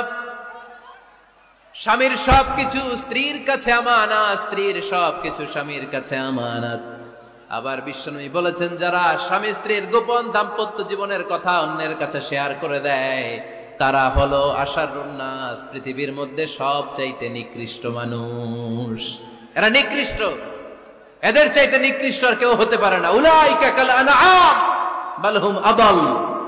এরা পশুর চাইতেও নিকৃষ্ট, যারা স্বামী স্ত্রীর প্রাইভেট কথা, পার্সোনাল কথা মানুষের কাছে বলে বেড়ায়। আর সিবাউ হারাম, এই গোপনীয় সব কথাগুলোকে অন্যের কাছে প্রকাশ করা হারাম করেছে কে? চিল্লায় বলতে হবে কে? তাহলে খবরদার, নিজেদের দাম্পত্য জীবনের কোনো কিছু অন্যের সাথে শেয়ার করবেন না। আমাদের বোনরা অনেক সময় একসাথে বসলে পেটের কথা, পিঠের কথা সব বলে ফেলায়, আছে না নাই? না বোনেরা, সব শেয়ার করলেও আপনাদের দাম্পত্য জীবনের কোনো কথা কখনো কারোর সাথে শেয়ার করতে পারবেন না। 4 নম্বর ফর্মুলা হচ্ছে অহেতুক সন্দেহ পরিহার করতে হবে। অনেক স্ত্রী আছে স্বামীরা খালি সন্দেহ করে, আছে না নাই? নীলফামারীতে এই সমস্যা নাই, আছে? এই যে ভুক্তভোগী পাওয়া গেছে, আছে না নাই? আছে। খালি সন্দেহ করে, এই তুমি ওদিকে তাকাইলে কেন, ওই বেডের দিকে তাকাইলে কেন, এই তোমার মোবাইল দাও, কারে ফোন দিলা দেখি, এই ফেসবুকের পাসওয়ার্ড দাও দেখি কি করছে, দেখি মেসেঞ্জারে কার সাথে চ্যাটিং করছে, আছে না নাই? এই যে অহেতুক সন্দেহ আপনার ফ্যামিলিটারে জাহান্নামের টুকরা বানায় দিবে। আবার অনেক স্বামী আছে স্ত্রীকে খালি সন্দেহ করে, এদিকে তাকালে সন্দেহ করে, ওদিকে তাকালে সন্দেহ করে, বাসায় থাকলেও সন্দেহ, বাইরে গেলেও সন্দেহ, এরকম আছে না নাই? না, অহেতুক সন্দেহ এটা পরিহার করবেন। এই সন্দেহ খুব খারাপ জিনিস। আমি ব্যক্তিগতভাবে অনেক কেস এরকম হ্যান্ডেল করেছি। এসে বলে হুজুর খালি সন্দেহ করে, এটা একটা রোগ। এটা কি? আপনার ফ্যামিলিটারে শেষ করে দেবে। এজন্য অহেতুক সন্দেহ পরিহার করবেন। হ্যাঁ, সত্যি যদি পরকীয়ার কোনো ঘটনা ঘটে থাকে ওটা নিয়ে বসেন, ফেস টু ফেস কথা বলেন, ফ্যামিলি মিটিং করেন, সরাসরি সেটেল করার চেষ্টা করেন। কিন্তু অহেতুক সন্দেহ একটা রোগ। এই রোগ থেকে আল্লাহ তুমি দাম্পত্য জীবনকে বাঁচাও। আমরা আওয়াজ করে পড়বো আমিন। 5 নাম্বার, স্বামী স্ত্রী একে অপরকে আল্লাহর বিধান স্মরণ করায় দিবে। স্বামী যদি ফজরের সময় ঘুমায় থাকে, স্ত্রীর ডেকে দেওয়ার দরকার আছে না নাই? আবার স্ত্রী যদি ঘুমায় থাকে, স্বামীর ডেকে দেওয়ার দরকার আছে না নেই? কোন স্বামী যাবে জান্নাতে, তার স্ত্রী যাবে জাহান্নামে। আবার স্ত্রী হবে জান্নাতি, স্বামী যাবে জাহান্নামে। এরকম আমরা চাই নাকি? আমরা যখন জান্নাতে যাব, আমার স্ত্রীর হাত ধরে একসাথে জান্নাতে ঢুকতে চাই, ঠিক কিনা? আবার আমার স্ত্রী যখন জান্নাতে যাবে, সে একা ঢুকতে পছন্দ করবে? এজন্য আমরা দুনিয়াতে যেমনি এক ছাদের নিচে, এক জায়গায়, এক বাড়িতে, জান্নাতেও আমরা এক বাড়িতে থাকতে চাই। আওয়াজ করে বলতে হবে ঠিক কিনা? এজন্য গবেষকরা বলেছে স্বামী স্ত্রীর ভালোবাসাটাকে তারা বলে লাভ পিরামিড। কি পিরামিড? লাভ পিরামিড। এই ত্রিভুজ আকৃতির। কিরে ভাই? আচ্ছা, লাভ পিরামিড, ত্রিভুজ আকৃতির, ট্রায়াঙ্গেল। আপনারা ত্রিভুজ চিনেন? কথা কয় না। ত্রিভুজের কয় কোণা? কয় কোণা? 3 কোণা। এই যে এরকম, তাই না? এজন্য স্বামী স্ত্রীর ভালোবাসাটাকে বলে লাভ পিরামিড। উপরের সমুচার মতো না, উপরে থাকে আল্লাহ আর ডানে স্বামী বা স্ত্রী, এই দুই কোণায় স্বামী স্ত্রী আর উপরের কোণায় আল্লাহ। স্বামী স্ত্রী যদি আল্লাহর আনুগত্যের দিকে যেতে চায়, যতই তারা the couple come to Allah, they come closer to each other. তারা যদি আল্লাহর কাছাকাছি যায়, তারা নিজেরাও কাছাকাছি হয়, ঠিক কিনা? তারা আল্লাহর কাছে যেতে যেতে যেতে যেতে আল্লাহর ইবাদতে যদি একেবারে আল্লাহর কাছে চলে যায়, তারা নিজেরাও কাছাকাছি চলে যায়, ঠিক কিনা? আর তারা আল্লাহর আনুগত্য থেকে যত দূরে সরে তারা নিজেরাও নিজেদের থেকে তত দূরে সরে পড়ে। চিল্লায় বলেন ঠিক কিনা? লাভ পিরামিড এটা। এজন্য the closer the couple comes to আল্লাহ, the closer the couple comes to each other. Couple স্বামী স্ত্রী আল্লাহর ভালোবাসা নিজের মধ্যে যত গাঢ় করবে, আল্লাহর আনুগত্য যত বেশি করবে, আল্লাহর ইবাদত যত করবে, নিজেরাও তত কাছাকাছি আসবে। আর আল্লাহরে যত ভুলবে, নিজেদের মধ্যে বড় বড় ফারাক করে দিবে কে? তাহলে এই পাঁচটা বিষয় স্বামী স্ত্রীর উভয়ের উপর বর্তায়। এগুলো মেনে চললে দাম্পত্য জীবনকে সুখময় করে দিবে কে? আল্লাহ। এবার আমরা শুনবো আমাদের বোনদেরকে, যে ডান দিকে আমি শুনলাম আমাদের বোনদের বিশাল প্যান্ডেল আছে না নাই? আচ্ছা, আজকে বোনদের দিয়ে শুরু করি। স্ত্রীদেরকে আল্লাহ কি দায়িত্ব দিয়েছে একটা ফ্যামিলিকে সুন্দর করতে, একটা দাম্পত্য জীবনকে সুন্দর করতে? স্ত্রীর 1 নম্বর দায়িত্ব হচ্ছে she should make a comfort to her husband. স্ত্রীর উচিত স্বামীর জন্য ঘরটাকে প্রশান্তির নীড় বানিয়ে রাখা। কি বানিয়ে রাখা? প্রশান্তির নীড়। স্ত্রী হওয়া উচিত এমন যাকে দেখলে স্বামীর চোখ জুড়ায়, স্বামীর প্রাণ জুড়িয়ে যায়, স্বামীর হৃদয়টা ঠান্ডা হয়ে যায়, ঠিক কিনা? আর স্ত্রীর দিকে তাকালে যদি মেজাজ গরম হয়ে যায়, মেজাজ খিটখিটে হয়ে যায়, ঝামেলা আছে না নাই? ঝামেলা আছে। এজন্য মেহেরবানি করে আমাদের বোনরা যারা, এমন কোন কাজ করবেন না যেটা স্বামীর মেজাজকে খিটখিটে করে দেয়। কারণ আল্লাহ তাআলা আপনাদেরকে তৈরি করেছে লিতাসকুনু ইলাইহা, স্বামী আপনার কাছে গেলেই যেন তার হৃদয়টা প্রশান্ত হয়ে যায়, ঠিক কিনা? অনেক স্ত্রী আছে না জেনে না বুঝে স্বামীর সাথে এমন খিটখিটে মেজাজ দেখায় যেটা স্বামীর জন্য মেনে নেওয়া কষ্টকর। আমি একটা জরিপে পড়েছি, পৃথিবীর অনেক স্বামী স্ত্রীর কারণে হার্ট অ্যাটাক করে মারা যায়। আছে না নাই? এই তো ভুক্তভোগী পাওয়া গেছে। স্বামীর জন্য একটা ত্রাস হয়ে দাঁড়ায় স্ত্রী, ত্রাস। অনেক স্বামী আছে স্ত্রীর এরকম আচরণের কারণে, অতিরিক্ত প্রেসার ক্রিয়েট করার কারণে স্ত্রীদেরকে ভয় পায়। অবশ্য নীলফামারীর কোন স্বামী তার স্ত্রীরে ভয় পায় না। ভয় পায়? স্ত্রীরে ভয় পান কে কে দেখি?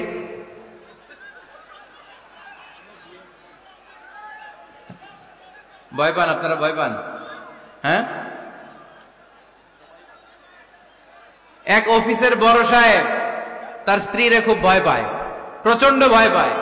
তো সে মনে মনে ভাবলো, দেখি আমার অফিসের যারা স্টাফ আছে, ম্যানেজাররা আছে, এরা কতটুকু ভয় পায়, এরা ভয় পায় কিনা। তো একদিন সকালবেলা অফিসের সব স্টাফ গুলোর একসাথে দাঁড় করায় বলতেছে, এই আপনারা যারা যারা আপনাদের স্ত্রীদেরকে ভয় পান তারা ডান দিকে যান, আর যারা স্ত্রীকে ভয় পান না এরা বাম দিকে যান। অফিসের সব কর্মচারী ডান দিকে চলে গেছে, সবাই ভয় পায়, একজন শুধু বাম দিকে। বাম দিকে কয়জন?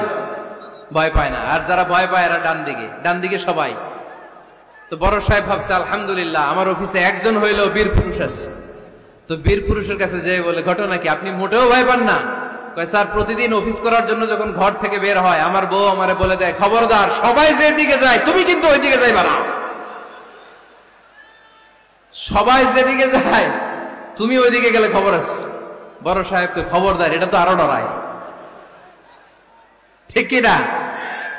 এজন্য বোনদেরকে বলবো, লিতাসকুনু ইলাইহা, এমন ভাবে আপনি আপনার স্বামীর সামনে নিজেকে প্রেজেন্ট করেন যাকে আপনাকে দেখলে আপনার স্বামীর চোখ জুড়িয়ে যায়, হৃদয়টা প্রশান্ত হয়ে যায়, আপনাকে দেখলেই আপনাকে ভালোবাসতে মনে চায়, ঠিক কিনা? এজন্য রব্বুল আলামিন বলেন, আমি নারীদেরকে তৈরি করেছি লিতাসকুনু ইলাইহা, যেন পুরুষেরা স্ত্রীদের সংস্পর্শ যখন পায় পুরুষদের হৃদয়টারে প্রশান্ত করে দেয় কে? রব্বুল আলামিন বলেছেন, খাদিজার জন্য জান্নাতে আমি এমন একটা ঘর বানিয়েছি যেই ঘরের মধ্যে কোনো বিশৃঙ্খলা নাই। খাদিজার জন্য জান্নাতে এমন একটা প্রাসাদ আমি বানিয়েছি যেই প্রাসাদের মধ্যে কোনো আওয়াজ নাই, কোনো কোলাহল নাই, কোনো বিশৃঙ্খলা নাই। কারণ খাদিজা আমার নবীকে এমন একটা ঘর উপহার দিয়েছে যেই ঘরের মধ্যে কোনো বিশৃঙ্খলা ছিল না, আওয়াজও ছিল না। পড়েন সুবহানাল্লাহ। আল্লাহ রাসূল যখন সারাদিন কাফেরদের মাঝে কোরআনের দাওয়াত দিতেন, কোলাহল মারামারি জীবনের ঝুঁকি নিয়ে মক্কার কুরাইশদের মাঝে যখন দাওয়াত দিতেন, সব বিশৃঙ্খলা ঝামেলা গোলমাল শেষ করে রাতের বেলায় যখন খাদিজার ঘরে বিশ্বনবী ঢুকতেন, বিশ্বনবীর হৃদয়টারে প্রশান্ত করে দিত কে? আম্মাজান খাদিজা বিশ্বনবী সাল্লাল্লাহু আলাইহি ওয়াসাল্লামের জন্য এমন ঘর উপহার দিয়েছেন যেই ঘরে বিশ্বনবী আসলে বিশ্বনবীর হৃদয়টা ঠান্ডা হয়ে যেত। সুবহানাল্লাহ পড়েন। অনেক স্ত্রী আছে স্বামী ঘরে ঢুকলেই ঘরে আটা নাই, রুটি নাই, চাল নাই, ডাল নাই, এটা লাগবে ওইটা লাগবে, ওখানে যেতে হবে, একটার পর একটা ফিরিস্তি বলে বেড়ায়, আছে না নাই? না, এটা করবেন না। আপনার কি লাগবে এই সব দায় দায়িত্ব আল্লাহ তাআলা স্বামীকে দিয়েছে, স্বামীকে জানাবেন।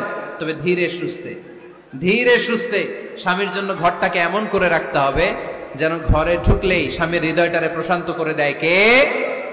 এজন্য স্ত্রীর প্রথম দায়িত্ব ঘরটারে প্রশান্তির নীড় বানানো। এখানে কি আবার কি এখানে মারামারি? দুই দল নাকি?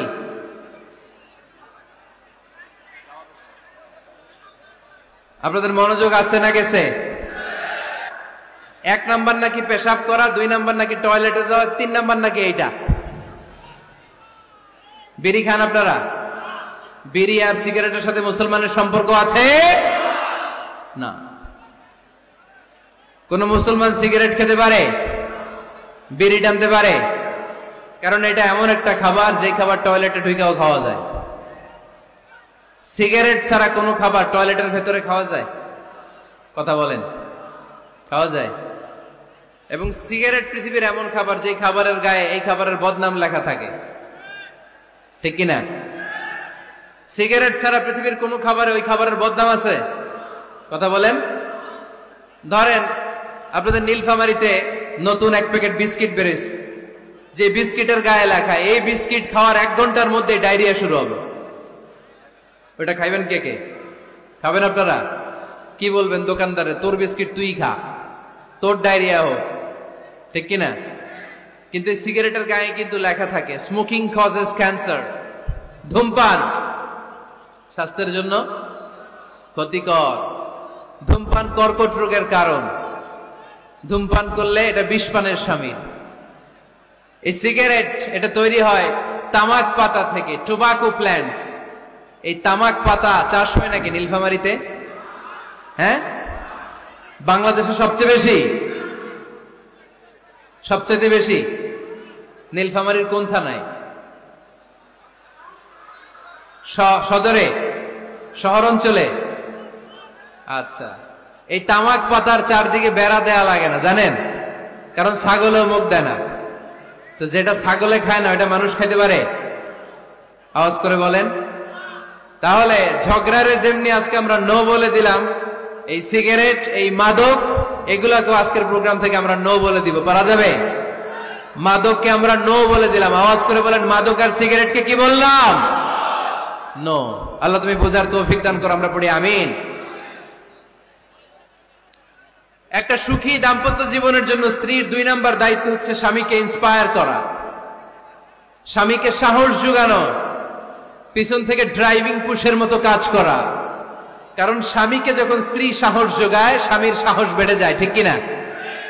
আল্লাহর হাবিব সাল্লাল্লাহু আলাইহি ওয়াসাল্লামের কাছে কোরআনের আয়াত নাযিল হলো, ইকরা বিসমি রাব্বিকাল্লাযী খালাক, খালাকাল ইনসানা মিন আলাক, ইকরা ওয়া রাব্বুকাল আকরাম, আল্লাযী আল্লামা বিল কলম, আল্লামাল ইনসানা মা লাম ইয়ালাম। পড়েন আল্লাহু আকবার। সূরাতুল আলাকের 5 আয়াত হেরা গুহায় যখন নাজিল হয়ে গেল, বিশ্বনবী সাইয়েদনা জিব্রাইলকে নিজ আকৃতিতে দেখলেন, পা থেকে মাথা পর্যন্ত দেখে বিশ্বনবী ভয় পেয়ে গেলেন। বিশ্বনবী সাল্লাল্লাহু আলাইহি ওয়াসাল্লাম জীবনে 2 বার সাইয়েদনা জিব্রাইল আলাইহিস সালামকে ওনার আসল আকৃতিতে দেখেছিল। আওয়াজ করে বলতে হবে কয়বার? এক হচ্ছে মেরাজ রজনীতে সিদরাতুল মুনতাহায়, 2 হচ্ছে প্রথম যখন কোরআনের আয়াত নাজিল হয়, বিষ্ণু সাল্লাল্লাহু আলাইহি ওয়াসাল্লাম দেখলেন বিশাল একজন ব্যক্তি, পাটা হচ্ছে হেরা গুহায় আর মাথাটা হচ্ছে আকাশের উপরে। এই বিশাল একটা লোক, সে কোরআনের 5 আয়াত নিয়ে এসেছে সূরাতুল আলাক, আর বলতে শুরু করেছে, ইয়া মুহাম্মদ ইকরা, আপনি পড়ুন, আপনি পড়ুন, আপনি পড়ুন। 3 বার পড়ার আদেশ করার পরে বিষ্ণু ঈসা ইসলাম পড়তে আরম্ভ করলেন, ইকরা বিসমি রাব্বিকাল্লাযী খালাক, খালাকাল ইনসানা মিন আলাক, ইকরা ওয়া রাব্বুকাল আকরাম আল্লাযী আল্লামা বিল কলম, আল্লামাল ইনসানা মা লাম ইয়ালাম। বিষ্ণু ঈসা ইসলাম পড়তে আরম্ভ করলেন। প্রথম কোরআনের আয়াত যখন নাজিল হয়ে গেল, বিষ্ণু ঈসা ইসলাম ভয় পেয়ে গেলেন। হাত নাড়াচ্ছেন কেন আপনারা? হ্যাঁ, কি স্ক্রিনে দেখা যায়? আহারে কি আনন্দ আকাশে বাতাসে, সবাই খুশির ঠেলায়, খুশিতে আনন্দে ঠেলায় না। আল্লাহর হাবিব সাল্লাল্লাহু আলাইহি ওয়াসাল্লাম ভয় পেয়ে গেলেন। আপনাদের মনোযোগ তো নাই মনে হচ্ছে, তা হাত নাড়াচ্ছেন কেন? এদিকে দেখেন। খরগোশের কানের মতো কান দুইটারে খাড়া করেন। কোরআনের আয়াত যখন নাজিল হলো, আল্লাহ রাসূল সাল্লাল্লাহু আলাইহি ওয়াসাল্লাম ভয় পেয়ে গেলেন। বিষ্ণু ঈসা ইসলামের হৃদয় কাঁপতে আরম্ভ করলো। কোরআনের 5 আয়াত নিয়ে হেরা গুহা থেকে বিশ্বনবী আম্মা জান খাদিজাতুল কুবরা রাদিয়াল্লাহু তাআলা আনহার কাছে চলে আসলেন। এসে ডেকে বললেন, খাদিজা জাম্মিলুনি জাম্মিলুনি, কম্বল দিয়ে তুমি আমারে চাপা দাও, আমার ভয় লাগছে, মনে হয় আমি বাঁচবো না। আম্মা জান খাদিজা বললেন, কি হয়েছে আপনার? বিশ্বনবী বললেন, বিশাল বড় একটা লোক কোরআনের 5 আয়াত নিয়ে এসেছে। ওই লোকের পা হেরা গুহার মধ্যে, মাথাটা আকাশের উপরে, এত বিশাল সত্তা, বিশাল কোন মানুষ জীবনে আমি দেখি নাই। এসে সে পরিচয় দিয়েছে সে নাকি জিব্রাইল ফেরেশতা। বিশ্বনবী বললেন, মনে হয় আমি বাঁচবো না, আমার জ্বর চলে এসেছে, আমার হৃদয়ের মধ্যে কাঁপুনি শুরু হয়েছে, তুমি আমারে কম্বল দিয়ে চাপা দাও। আম্মা জান খাদিজা বললেন, ও নবী ভয় পাবেন না, আমার আল্লাহ কোনদিন আপনারে অপমান করবেন না। সুবহানাল্লাহ পড়েন। ওয়াল্লাহি ওয়াল্লাহি লা ইউখজিকাল্লাহু আবাদা। নবী গো, আল্লাহ আপনারা অপমান করবেন না, কারণ আপনার মধ্যে এমন এমন ভালো ভালো গুণ আছে, এই গুণাবলীগুলি যে মানুষের মধ্যে থাকে তাকে আমার রব কোনোদিন অপমান করতে পারে না। চিল্লায় বলেন ঠিক কি না? নবী হে, ইন্নাকা লা তাসিলুর রাহিমা, আপনি আত্মীয়তার সম্পর্ক বজায় রাখেন। ও নবী, তাসদুকুল হাদিসা, সব সময় আপনি সত্য কথা বলেন। ওয়া তাহমিলুল কাল্লা, আপনি মানুষের বোঝা টেনে দেন। ওয়া তাকসিবুল মা'দুমা, যার উপার্জন করার কেউ নাই, নিজে গায়ে খেটে আপনি তারে উপার্জন করে দেন। ওয়া তুআইনু আলা নাওয়াইবিল হক, সত্য যেখানে বিপন্ন সেখানে আপনি সাহসী সৈনিকের মতো দাঁড়িয়ে যান। সুবহানাল্লাহ। নবী হ্যাঁ, আপনি ভয় পাবেন না, কারণ আপনি এমন অসাধারণ ব্যক্তিত্ব, এমন জনকল্যাণমূলক কাজের আঞ্জাম আপনি দেন, এরকম লোককে আল্লাহ কখনো অপমান করতে পারে? আপনি চালিয়ে যান, আপনাকে থামানোর মতো অপশক্তি গোটা বিশ্বে দ্বিতীয়টা নাই। চিল্লায় বলেন ঠিক কি না? বিশ্বনবীকে সাহস জুগিয়েছেন। এরকম সাহস জোগানোর মতো স্ত্রী আমাদের দরকার আছে না নেই? বিশ্বনবী সারাদিন বাইরে যখন কাফির মুশরিকদের অত্যাচার অনাচার সহ্য করে ঘরে আসতেন, আম্মা জান আয়েশা এমন সাহসিকতার বাণী শোনাতেন, এমন মোটিভেশন শোনাতেন, এমন ইন্সপায়ারেশন দিতেন, বিশ্বনবী সারাদিনের সব দুঃখ কষ্ট ভুলে গিয়ে এর পরের দিনের দাওয়াতি কাজের জন্য নতুন করে এনার্জি ফিরে পেতেন। চিল্লায় পড়েন আল্লাহু আকবার। এজন্য স্ত্রীর 2 নাম্বার কাজ হচ্ছে স্বামীকে সাহস যোগানো। 2 নাম্বার কাজ কি? স্বামীকে সাহস যোগানো, স্বামীকে সাপোর্ট দেয়া। স্ত্রীর 3 নাম্বার কাজ হচ্ছে স্বামীর ডাকে সাড়া দেয়া। কি দেয়া? স্বামী যদি স্ত্রীর সঙ্গ পেতে চায়, স্ত্রীর ওই ডাকে সাড়া দিতে হবে। রাতের বেলা স্বামী যদি স্ত্রীর সঙ্গ চায়, আর স্ত্রী যদি সঙ্গ না দিয়ে চলে যায়, ফজর পর্যন্ত স্ত্রীর উপর আল্লাহর ফেরেশতারা লানত দিতে থাকে। চিল্লায় পড়েন নাউযু বিল্লাহ। তবে হ্যাঁ, ভ্যালিড যদি কোনো কজ থাকে, ভ্যালিড কজ, অসুস্থতা, অন্যান্য কমপ্লেক্সিটি যদি থাকে সেটা ভিন্ন ব্যাপার। কিন্তু ইগোর কারণে, ইগো, মেজাজ দেখিয়ে, রাগ দেখিয়ে কোনো বোন যদি স্বামীর আহ্বানে সাড়া না দিয়ে মুখ ফিরিয়ে চলে যায়, ফজর পর্যন্ত আল্লাহর ফেরেশতারা ওই মহিলার উপর লানত দিতে থাকে। আওয়াজ করে পড়তে হবে নাউযু বিল্লাহ। আবার বিশ্বনবী বলেছেন, খবরদার, রমজান ছাড়া কোন নফল রোজা কোন স্ত্রী যদি রাখতে চায়, নফল রোজা রাখার আগে স্বামীর কাছ থেকে যেন সে অনুমতি নিয়ে নেয়। নফল রোজা, আওয়াজ করে বলেন কি রোজা? ফরজ রোজা না। দিনের বেলা যেহেতু রোজা রাখতে হয়, কোন নারী, কোন যুবতী নারী, বয়স্কা নারীদের কথা ভিন্ন, কোন যুবতী নারী যদি নফল রোজা রাখতে চায় সে তার স্বামীর পারমিশন নেবে, কারণ হয়তো স্বামী দিনের বেলা স্ত্রীর সঙ্গ চেতে পারে, ঠিক কিনা? এজন্য স্বামীর কাছ থেকে পারমিশনের দরকার আছে না নেই? এরপরে 4 নম্বর দায়িত্ব নিজের লজ্জাস্থানের হেফাজত করা। فالصالحات قانتات حافظات للغيب بما حفظ الله।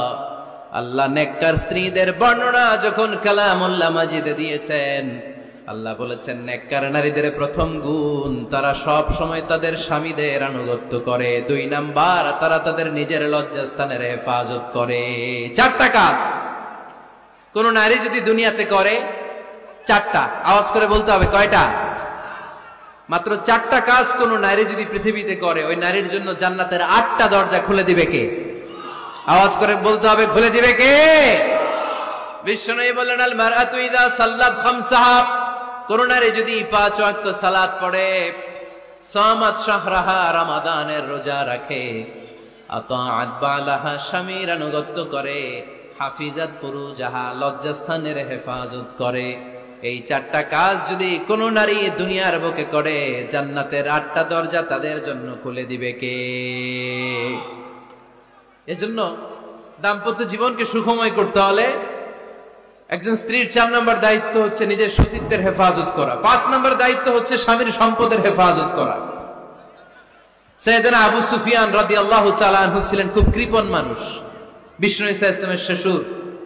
সহিহ বুখারীতে এসেছে, ওনার স্ত্রী এসে আল্লাহ রাসূল সাল্লাল্লাহু আলাইহি ওয়াসাল্লামের কাছে বলেন, ইয়া রাসূলুল্লাহ, ইন্না আবা সুফিয়ান রাজুলুন শাহীহ। আল্লাহর রাসূল, আবু সুফিয়ান খুব কৃপণ মানুষ, আমার আর আমার সন্তানদের খরচের জন্য যে টাকা পয়সা লাগে আমার স্বামী দেয় না। এখন আমার স্বামীর অনুমতি ছাড়া সিন্ধুক থেকে টাকা নেয় আমার জন্য জায়েজ কিনা? আল্লাহর হাবিব বললেন, হ্যাঁ, স্বামী যদি কৃপণ হয় তাহলে ফ্যামিলির খরচের জন্য যতটুকু দরকার অতটুকু নিতে পারবা, ওইটারে ক্ষমা করে দিবে কে? আমাদের অনেকের মধ্যে অনেক কৃপণ লোক আছে না নাই? এইখানে নাই, মাশাআল্লাহ। এই কৃপণ লোক যদি থাকে, আপনার অনুমতি ছাড়াও ভাবি আপনার পকেট থেকে টাকা নিতে পারবে। আজকে সব গোমর ফাঁস করে দিলাম। কৃপণ যারা, তাদের পারমিশন ছাড়া পকেট থেকে, আলমারি থেকে টাকা নিয়ে যতটুকু দরকার ফ্যামিলির ততটুকু খরচ করা যাবে, অতিরিক্ত খরচ করা যাবে না। 6 নম্বর দায়িত্ব হচ্ছে ছেলে মেয়েদেরকে দেখাশোনা করা, ছেলে মেয়েদেরকে বুকের দুধ খাওয়ানো। অনেক মা আছে ছেলে মেয়েদেরকে বুকের দুধ খাওয়াতে চায় না, আছে না নাই? হ্যাঁ, ডানু খাওয়ায়, ডানু। আর কি খাওয়ায়? হ্যাঁ, মিল্ক ভিটা, আর নিডো, নেসলে, সেরেলাক, আর হ্যাঁ বায়োমিল্ক। মাশাআল্লাহ, অনেক নাম জানেন তো আপনারা। তো মেডিকেয়ার, তো এই বুকের দুধ খাওয়াতে চায় না অনেক মায়েরা। মায়েরা যারা আছেন প্যান্ডেলে, আপনার বুকের দুধের মধ্যে বাচ্চাদের জন্য আল্লাহ রাব্বুল আলামিন ন্যাচারাল ভ্যাকসিন দিয়ে দিয়েছেন। চিল্লায় পড়েন সুবহানাল্লাহ। ন্যাচারাল, প্রাকৃতিক টিকা, বাচ্চার জীবনের প্রথম টিকাটা, সন্তানের জীবনের নবজাতক শিশুর প্রথম টিকাটা আল্লাহ তাআলা মায়ের বুকের শাল দুধের ভেতরে দিয়ে দিয়েছেন। সুবহানাল্লাহ পড়েন। টিকাগুলো তো বাজার থেকে কিনতে হয়, প্রথম টিকাটা আল্লাহ ফ্রি দিয়ে দিছে। সুবহানাল্লাহ পড়বেন না? এজন্য রাব্বুল আলামিন বলেন, والوالدات يرضعن أولادهن حولين كاملين لمن أراد أن يتم الرضاعة। দুনিয়ার প্রতিটা মায়ের উচিত টানা 2 বছর তাদের সন্তান সন্ততিদেরকে দুধ খাওয়ানো। কয় বছর? আওয়াজ করে বলতে হবে, কয় বছর? মায়ের বুকের দুধ যে ছেলেগুলো খায় না, এদের ব্রেনের গ্রোথ হয় না, এগুলো হয় বলদা নাম্বার 1। কি হয়? বলদা নাম্বার 1, ফার্মের মুরগির মতো এগুলা। ফার্মের মুরগি দেখছেন? হ্যাঁ, ফার্মের মুরগি দেখবেন যে দোকানে যখন কিনতে যাবেন, এটারে নিয়ে যেখানে ওজন করে ওইখানে বসা রাখলে ওইখানেই বসে থাকে, আধা ঘন্টায় উঠবে না, এটা বসেই থাকে। আর গ্রামের মুরগি দেখছেন, দেশি মুরগি, ধরতে পারবেন এটারে, খবর আছে ঘাম ছুটায় ছাড়বে। তো মায়ের বুকের দুধ যেগুলা খায় এগুলো দেশি মুরগির মতো, আর এই নিডু খায় যেগুলো, এগুলো 1 নম্বর বলদা হয়, আর ফার্মের মুরগির মতো হয়, ঠিক কিনা? উদাহরণটা দিলাম এই জন্য, আপনার সন্তানের ভবিষ্যতের কথা বোঝানোর জন্য উদাহরণটা দিয়েছে। বুকের দুধ খাওয়াবেন, এর মধ্যে আল্লাহ তাআলা এমন নিউট্রিশন, পুষ্টিগুণ দিয়ে মায়ের বুকের দুধকে আল্লাহ তাআলা সমৃদ্ধ করেছে, বাচ্চার ব্রেইনের গ্রোথ হয়, বাচ্চার হাড্ডিগুলো খুব শক্ত হয়, সে ইনফিরিয়রিটি কমপ্লেক্সে ভোগে না, হীনমন্যতায় ভোগে না, জীবনের যেখানেই যাবে সেখানেই সে হবে সফল। চিল্লায় বলেন ঠিক কিনা? অনেক মা আছে বুকের দুধ খাওয়াতে চায় না, ডানু খাওয়ায়, নিডু খাওয়ায়, আবার নিজেদের কাজের জন্য ব্যস্ত, ছেলে মেয়েদেরকে সময় দেয় না। আছে না নাই? নারীরা চাকরি করতে পারবে, হেজাব করে নিজেকে পর্দার মধ্যে রেখে শিক্ষকতা করতে পারবে, ডাক্তারি করতে পারবে, সব পেশায় তারা যেতে পারবে, নিজেদেরকে পর্দার মধ্যে রেখে হেজাব করে সব জায়গায় যেতে পারবে। কিন্তু সন্তানদেরকেও দেখাশোনার দরকার আছে না নাই? অনেক মায়েরা নিজেরা থাকে চাকরিতে আর ছেলে মেয়েদেরকে দিয়ে রাখে কাজের মেয়ের কাছে। আছে না নাই? মনে রাখবেন, আপনি যদি অফিসে চাকরিতে ব্যস্ত থাকেন আর ছেলে মেয়ে যদি কাজের মেয়ের কাছে মানুষ হয়, তাহলে ছেলে মেয়ে আপনার আচরণ পাবে না, সে কাজের মেয়ের বুয়ার আচরণ পেয়ে পেয়ে বড় হবে। চিল্লায় বলেন ঠিক কিনা? এক একটা নারীকে আল্লাহ তাআলা এক একটা ফ্যামিলির ম্যানেজিং ডাইরেক্টর বানিয়ে দিয়েছে। A woman is an MD of a family. একজন নারী একটা ফ্যামিলির ম্যানেজিং ডাইরেক্টর। এখানে অনেক কাজ আছে মিয়া। এখানে তার ফুড ম্যানেজমেন্ট এনশিওর করতে হয়, এখানে অনেক ডিপ্লোমেসি জানা লাগে। একজন নারীকে ফ্যামিলিতে টিকে থাকতে হলে কূটনীতি লাগে, শাশুড়ির সাথে বউয়ের ঝগড়া আছে না নাই, ম্যানেজ করতে হয়। একান্নবর্তী ফ্যামিলি হলে স্বামীর ভাই বোন এদের মন মানিয়ে চলতে হয়, পুরো ঘরটাকে হ্যান্ডেল করতে হয়। এখানে আছে ফুড ম্যানেজমেন্ট, এখানে আছে ক্লিনিং ম্যানেজমেন্ট, এখানে আছে ডিপ্লোমাসি। পুরো ঘরের মধ্যে তো বিশাল একটা অফিস। এই কাজ ফেলে দিয়ে মহিলারা বাইরে ঘুরে বেড়ায় না। ফ্যামিলি সামলান। আপনি যদি ঘরমুখ হন তাহলে আপনার ফ্যামিলির মধ্যে বরকত দিয়ে এটাকে সমৃদ্ধ করে দিবে কে? তাহলে সুখী দাম্পত্য জীবনের 6 নম্বর ফর্মুলা হচ্ছে ছেলে মেয়েদেরকে সময় দেয়া। ছেলে মেয়েদেরকে সময় দেন। Spending money, spending time is more important than spending money for children. ছেলে মেয়েদের জন্য টাকা ব্যয় করার চেয়ে ছেলে মেয়েদের সাথে সময় ব্যয় করা বেশি গুরুত্বপূর্ণ, ঠিক কিনা?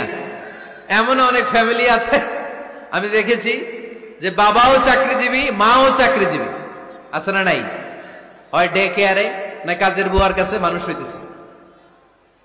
বাবা মারা যখন সকালে অফিসের জন্য বের হয় তখনও ছেলে মেয়ে ঘুমায়, আবার রাতে যখন মিটিং সিটিং সব শেষ করে ঘরে আসে তখনও ছেলে মেয়েগুলা ঘুমায়। শুক্রবার ছাড়া বাবা মার ছেলে মেয়েদের দেখা নাই। এরকম ফ্যামিলি আছে না নাই? ঢাকাতে পারিবারিক এই ক্রাইসিস, এই সংকটগুলো আমরা প্রায়ই শুনি। আপনাদের নীলফামারীতে আলহামদুলিল্লাহ এগুলো নাই, তাই না? আল্লাহ তুমি আমাদের ফ্যামিলিগুলোরে বরকতময় করো, আমাদের ফ্যামিলিতে যেন আমরা জান্নাতি ইমেজ উপভোগ করতে পারি, তুমি তৌফিক দান করো। আওয়াজ করে পড়বো আমিন। 7 নম্বর দায়িত্ব, বিশ্বনবী বলেছেন খবরদার, স্বামী পছন্দ করে না এমন কোন লোককে স্ত্রী যেন ঘরে অ্যালাউ না করে। স্বামী পছন্দ করে না এমন কোন লোককে আপনার স্ত্রী ঘরে অ্যালাউ করতে পারবে? আমার বোনেরা খবরদার, আপনার স্বামীর পারমিশন ছাড়া, আপনার স্বামী পছন্দ করে না এরকম কোন লোককে আপনার ঘরে আপনি অ্যালাউ করতে পারবেন না। 8 নাম্বার, স্বামীকে আর্থিকভাবে সহযোগিতা করা। যদি স্ত্রী ধনী হয়, আমরা সব এক করে ফেলছি, আসলে ইসলামের দৃষ্টিতে স্বামীর ব্যালেন্স আলাদা, স্ত্রীর ব্যালেন্স আলাদা। স্বামীর যাকাত আলাদা, স্ত্রীর যাকাত আলাদা, ঠিক কিনা? স্ত্রী ধনী হতে পারে, স্ত্রীর আলাদা সম্পদ থাকতে পারে। যদি স্ত্রীর সম্পদ থাকে, স্ত্রীর উচিত তার সম্পদ দিয়ে তার স্বামীকে এস্টাবলিশ হতে, স্বাবলম্বী হতে সহায়তা করা।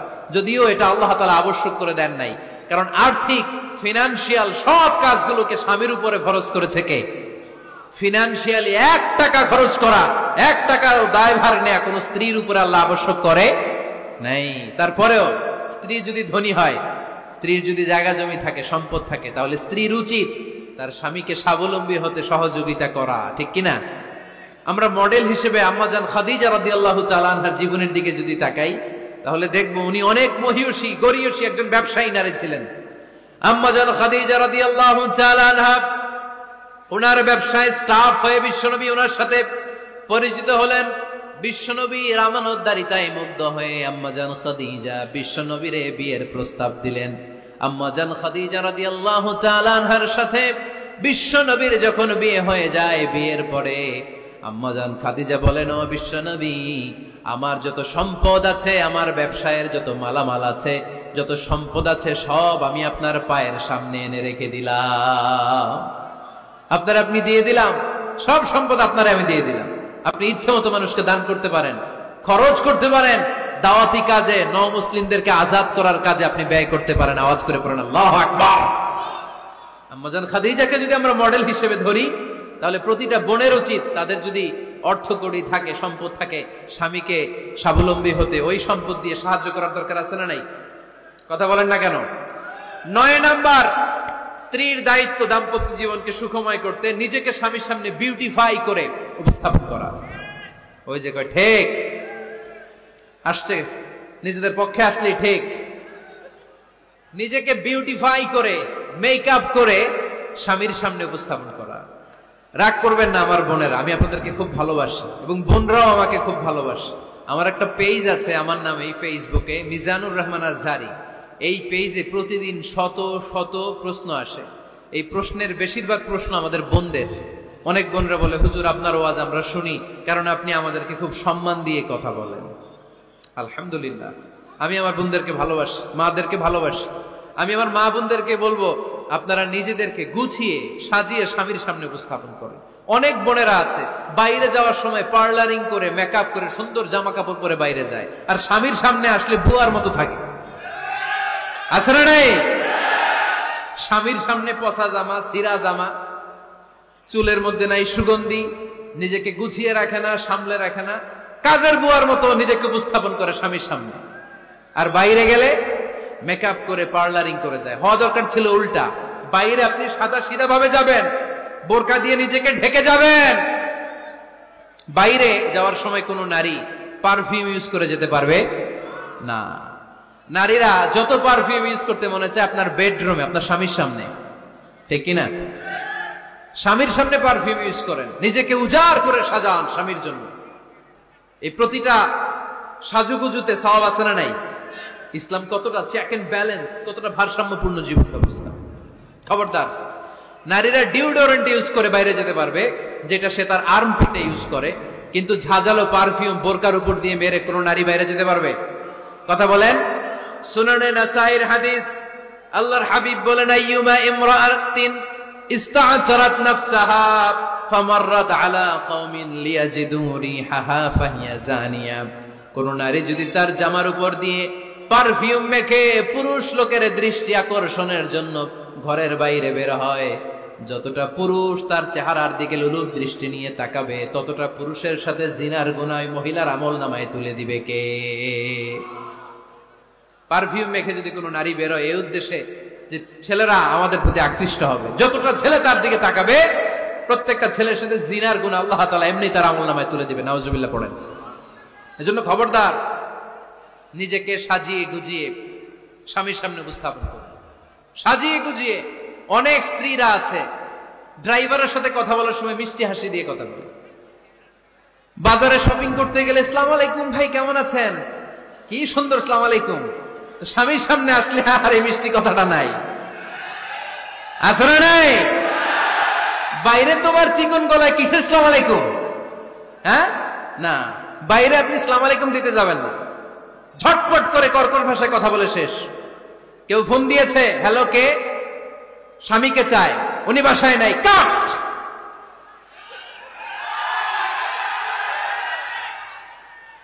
কারে চান? আপনার হাজবেন্ডের, নাই, কাট। শেষ করে দিবেন। মিষ্টি মিষ্টি আসসালামু আলাইকুম, আসসালামু আলাইকুম বলা যাবে নাকি? খবরদার, খবরদার। বাজার করতে গেলে কি মিষ্টি হাসি, দোকানে গেলে কি মিষ্টি আলাপ, ড্রাইভারের সাথে কি সুন্দর কথা, সিএনজি ওয়ালার সাথে কি সুন্দর আলাপ, আর ঘরে আসলে এই চেহারাটারে এরকম করে রাখে। আছে না নাই? ঘরে আসলেই স্বামীর সাথে খিটখিটে মেজাজ। না, উল্টো করে ফেলছেন আপনি। বরং স্বামী ছাড়া অন্যদের সাথে কথা শর্টকাটে সারবেন, যাতে কোনো ফিতনা চলে না আসে। চিল্লায় বলেন ঠিক কিনা? আর নিজেকে স্বামীর জন্য উজাড় করে সাজান, পার্লারিং করেন, বিউটিফিকেশন করেন, মেকআপ করেন, বেডরুমে পারফিউম মাখেন, নিজেকে উজাড় করে স্বামীর জন্য সাজান। সওয়াব দিয়ে আপনার আমলনামাটারে পূর্ণ করে দিবে কে? বিশ্বনবী যখন সফরে যেতেন, সফর থেকে ফিরে আসার সময় ডিরেক্টলি স্ত্রীর ঘরে যেতেন না। বিশ্বনবী একজনকে ঘরে পাঠিয়ে দিতেন, মদিনার উপকণ্ঠে কিছু সময় অপেক্ষা করতেন। আর বলতেন আজকে আমি আয়েশার ঘরে যাব, আয়েশারে যে বলো আমি এসেছি, কয়েক ঘন্টা পরে আয়েশার ঘরে আমি ঢুকবো। সুবহানাল্লাহ পড়েন। স্ত্রীকে সময় দিতেন, কারণ স্ত্রী হয়তো কাজ করে, ঘর গুছায়, ঘেমে থাকতে পারে, তাকে নিজেকে গুছানোর জন্য সময়ের দরকার আছে না নাই? লম্বা সফর শেষ করে, সেই বুখারীর হাদিস, বিশ্বনবী যখন সফর শেষ করে মদিনায় ফিরতেন, ডিরেক্টলি স্ত্রীর কাছে যেতেন না, মদিনার উপকণ্ঠে ওয়েট করতেন এবং বার্তাবাহককে পাঠাতেন যে বলো যে আজকে আমি সফিয়ার ঘরে থাকবো। সফিয়াকে সময় দিতেন 2-1 ঘন্টা, যাতে নিজেকে সাজিয়ে নিতে পারে। সুবহানাল্লাহ পড়ে। এজন্য প্রতিটা স্ত্রীর উচিত, আমার মা বোনেরা যারা আপনার মহিলা প্যান্ডেল থেকে শুনছেন, নিজেকে উজাড় করে স্বামীর জন্য সাজান। আপনার সাজুগুজু বেগানা পুরুষদের জন্য নয়, যে পুরুষদের সাথে দেখা দেওয়া জায়েজ নাই তাদের জন্য নয়, রাস্তার পুরুষের জন্য নয়। আপনার সাজুগুজু, আপনার সৌন্দর্য, আপনার বিউটি সব আল্লাহ তাআলা আপনার স্বামীর জন্য করতে বলেছে। চিল্লায় বলেন ঠিক কিনা? 10 নাম্বার দায়িত্ব, স্বামীর ক্যাপাসিটির বাইরে না চাওয়া। আপনি জানেন স্বামীর বেতন হলো 20,000, আপনি এসে বলা শুরু করছেন, পাশের ঘরের ভাবিরে দেখলাম 25,000 টাকা দামের জামদানি শাড়ি কিনছে, আমারও একটা দিবা। আছে না নাই? আবদারটা হইল, আবদারটা হইছে। আপনি তো জানেন আপনার স্বামীর ক্যাপাসিটি কতটুকু। আমার বোনেরা, আমার মায়েরা, খবরদার, আপনার স্বামীর ভেতরে আপনার জান্নাত, আপনার স্বামীর ভেতরে আপনার জাহান্নাম। আপনার স্বামীর মনকে খুশি রাখতে পারলে জান্নাতের দরজাগুলো আপনার জন্য খুলে দিবে কে? ক্যাপাসিটির বাইরে কিছু চাবেন না। এই 10টা স্ত্রীদের দায়িত্ব। এই 10টা পয়েন্ট যদি কোনো স্ত্রী স্বামীর জন্য এইভাবে স্যাক্রিফাইস করে করে এইভাবে আঞ্জাম দিতে পারে, এই স্ত্রীদের জন্য জান্নাতের দরজাকে খোলা রেখেছে কে? আওয়াজ করে বলতে হবে, খোলা রেখে দিয়েছেন কে? এবার আসবো, আপনাদেরকে ধরবো। এবার আপনাদেরকে নিয়ে আলোচনা। একটা সুখী দাম্পত্য জীবনের জন্য কি সব দায় দায়িত্ব আল্লাহ তাআলা স্ত্রীদেরকে দিয়েছে নাকি? কথা কয় না কেন? এবার ওনারা খুশি হবে, এবার ভাবিরা খুশি হবে মহিলা প্যান্ডেলে। আপনাদের অনেক দায়িত্ব আছে, কারণ বিশ্বে যা কিছু মহান সৃষ্টি চিরকল্যাণকর, অর্ধেক তার করিয়াছে নারী, অর্ধেক তার কাউন্টার পার্ট। আপনারা একে অপরের সহযোগী, স্বামী স্ত্রী একে অপরের সহযোগী। একটা সুখী দাম্পত্য জীবনের জন্য স্বামীর অনেক দায়িত্ব আছে। 1 নম্বর দায়িত্ব হচ্ছে, ফ্যামিলির যত ফিনান্সিয়াল দায় দায়িত্ব আছে সব স্বামীর কাঁধে বর্তায়, ঠিক কিনা? কারণ স্বামী হচ্ছে স্ত্রীর কেয়ারটেকার। আর রিজালু কাওয়ামুনা আলান নিসা, কাওয়াম শব্দটার এক বচন হচ্ছে কাওয়ামুন, আর বহু বচন হচ্ছে কাওয়ামুন, এক বচন হচ্ছে কাওয়াম। এর মানে হচ্ছে incharge. You are the incharge of your wife, you are the caretaker of your wife. আপনি আপনার স্ত্রীর দায়িত্বশীল, স্ত্রীকে রক্ষা করা আপনার দায়িত্ব। পুরুষকে আল্লাহ তাআলা নারী জাতিকে প্রোটেকশন দেওয়ার জন্য বানিয়েছে, ঠিক কিনা? নারীকে একেবারে ধর্ষণের জন্য পুরুষদেরকে বানায় নাই। চিল্লায় বলেন ঠিক কিনা? যারা নারীকে ধর্ষণ করে অন্যায় ভাবে, এগুলো পুরুষ না, এগুলো কাপুরুষ। এগুলো কি? আওয়াজ করে বলতে হবে, এগুলো কি? কারণ সুপুরুষ নারীকে প্রোটেকশন দেয়, সুপুরুষ নারীর ইনচার্জ, সুপুরুষ নারীর কেয়ারটেকার হয়ে সামনে দাঁড়াও, সুপুরুষ নারীর ইজ্জত নিয়ে চিনিমেনি খেলে না। চিল্লায় বলো ঠিক কিনা? এজন্য আল্লাহ বললেন, আর রিজালু কাওয়ামুনা আলান নিসা, পুরুষরা হলো নারীর ইনচার্জ, নারীর কেয়ারটেকার। একজন স্ত্রীর যত ধরনের আর্থিক খরচাদি ফ্যামিলিতে লাগে, সব খরচ করা স্বামীর জন্য ফরজ করেছে কে? বেসিক্যালি একটা ফ্যামিলিতে স্ত্রীর জন্য স্বামীর 4 ধরনের খরচ করতে হয়। বুঝে নেন আপনাদের দায় দায়িত্ব। 1 number dowry, you have to pay the dowry. মহারানা দিতে হবে। কে দিতে হবে? মহারানা দেয়া নফল, তাই না? মহারানা দেয়া তো সুন্নত, তাই না? আওয়াজ করে বলতে হবে, মহারানা দেওয়া কি? ওয়া আতুন নিসা সাদকাতিহিন্না নিহলা ফাইন তিবনা লাকুম আন শাইইম মিনহু নাফসান ফাকুলুহু হানিআম মারিআ। সুবহানাল্লাহ পড়েন। আল্লাহ বললেন, ওয়া আতুন নিসা সাদকাতিহিন্না নিহলা, সন্তুষ্ট চিত্তে স্ত্রীর হাতে বিয়ের মহারানা তুলে দাও। ফরজ, মহারানা দিয়ে দিবেন। আমরা মহারানা তো দেই না, তার বিপরীতে যৌতুক নেই। কি নেই? দেখেন কিভাবে ইসলামটাকে আমরা ধ্বংস করলাম, কিভাবে শরিয়ার রুলগুলোকে আমরা ভায়োলেট করলাম। আল্লাহ দিল মহারানা, আমরা ঢুকাইছি যৌতুক। ইসলাম আমাদের জন্য সুন্নাহ সম্মত পদ্ধতি দিয়েছে ওয়ালিমা, আমরা খাই বরযাত্রী। আছে না নাই? আছে না নাই? এজন্য বিয়েতে আমরা যৌতুক নিব না, বরং মহারানা দিব। কি দিবেন? কি দিবেন? যৌতুক চলে মনে হয় নীলফামারীতে খুব। হ্যাঁ চলে চলে। যৌতুক নেওয়া যাবে? যৌতুক একটা সামাজিক অপরাধ, এটা সামাজিক ব্যাধি। কুকুরের গোশত খাওয়া যত গুনাহ, যৌতুক খাওয়া তার চাইতেও বড় গুনাহ। এর কারণ কুকুরের গোশত খেলে একটা গুনাহ হয়, হারাম খাওয়ার গুনাহ। যৌতুক খেলে 2 গুনাহ, এক হচ্ছে হারাম খাওয়ার গুনাহ, 2 হচ্ছে শ্বশুর বাড়ির উপরে জুলুমের গুনাহ। কথা বলেন? এজন্য যৌতুকের সাথে আমাদের কোনো সম্পর্ক। বিয়ে করো নাই কারা কারা? হাত তোলো। আওয়াজ করে আল্লাহরে ডাক দাও, বলো আল্লাহ আমার বিয়েতে 1 টাকাও যৌতুক খাবো না, তুমি তৌফিক দাও। আমিন। আওয়াজ করে বলতে হবে আমিন।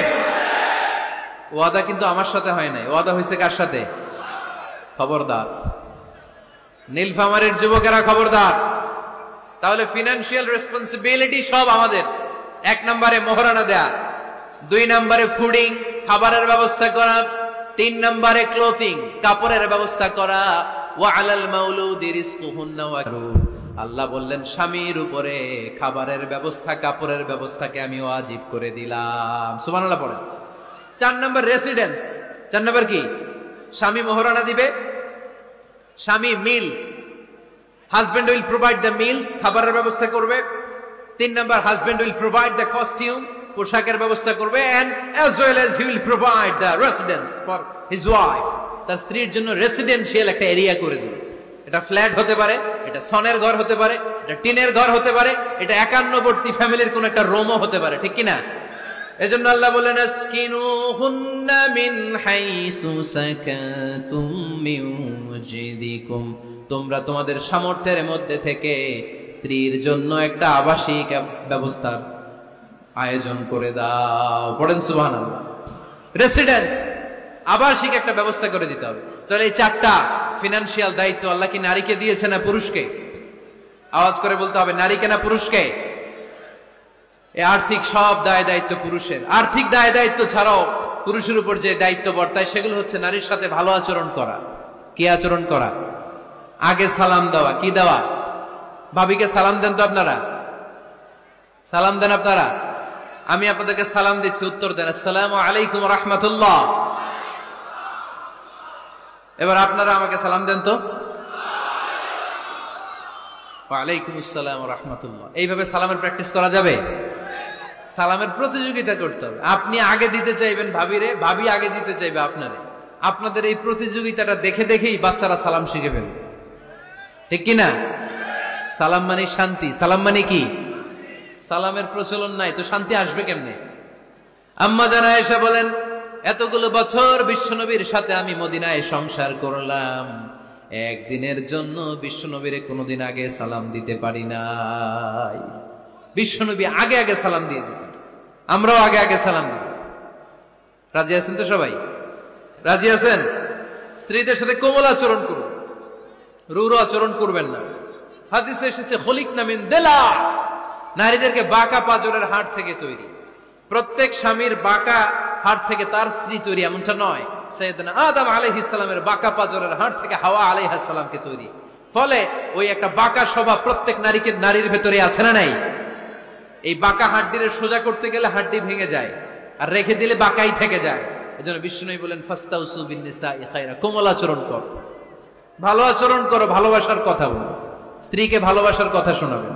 প্রতিদিন কমসে কম স্ত্রীকে 10 বার বলবেন আই লাভ ইউ। কি বলবেন? ওই ছোট ছোট বাচ্চারা কয় আই লাভ ইউ। তোমরা না মিয়া, যারা বিয়ে করছেন তারা, যারা বিয়ে করেছেন ভাবিকে বলবেন, মানে আপনার স্ত্রীকে কি বলবেন? আওয়াজ করে বলেন, কি বলবেন? পারবেন? পারবেন? বলতে পারবেন তো? রিফকাম বিল কাওয়ারিদ, নারীদেরকে আল্লাহ রাসূল সাল্লাল্লাহু আলাইহি ওয়াসাল্লাম কাচের গ্লাসের সাথে তুলনা করেছেন।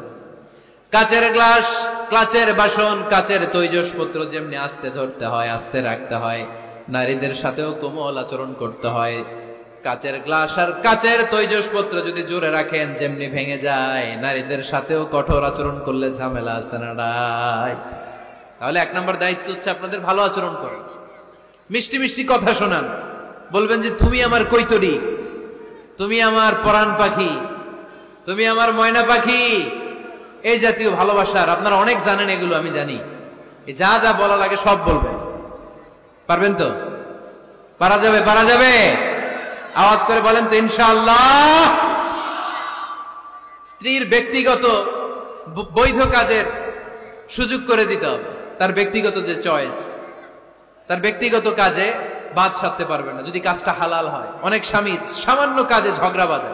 স্ত্রীর ইচ্ছা হচ্ছে কাঁথা সেলাই শিখা, নকশি কাঁথা সেলাই শিখবে, স্বামী বলে না তুমি ওইটা শিখো, ল্যাঙ্গুয়েজ শিখো, আছে না নাই?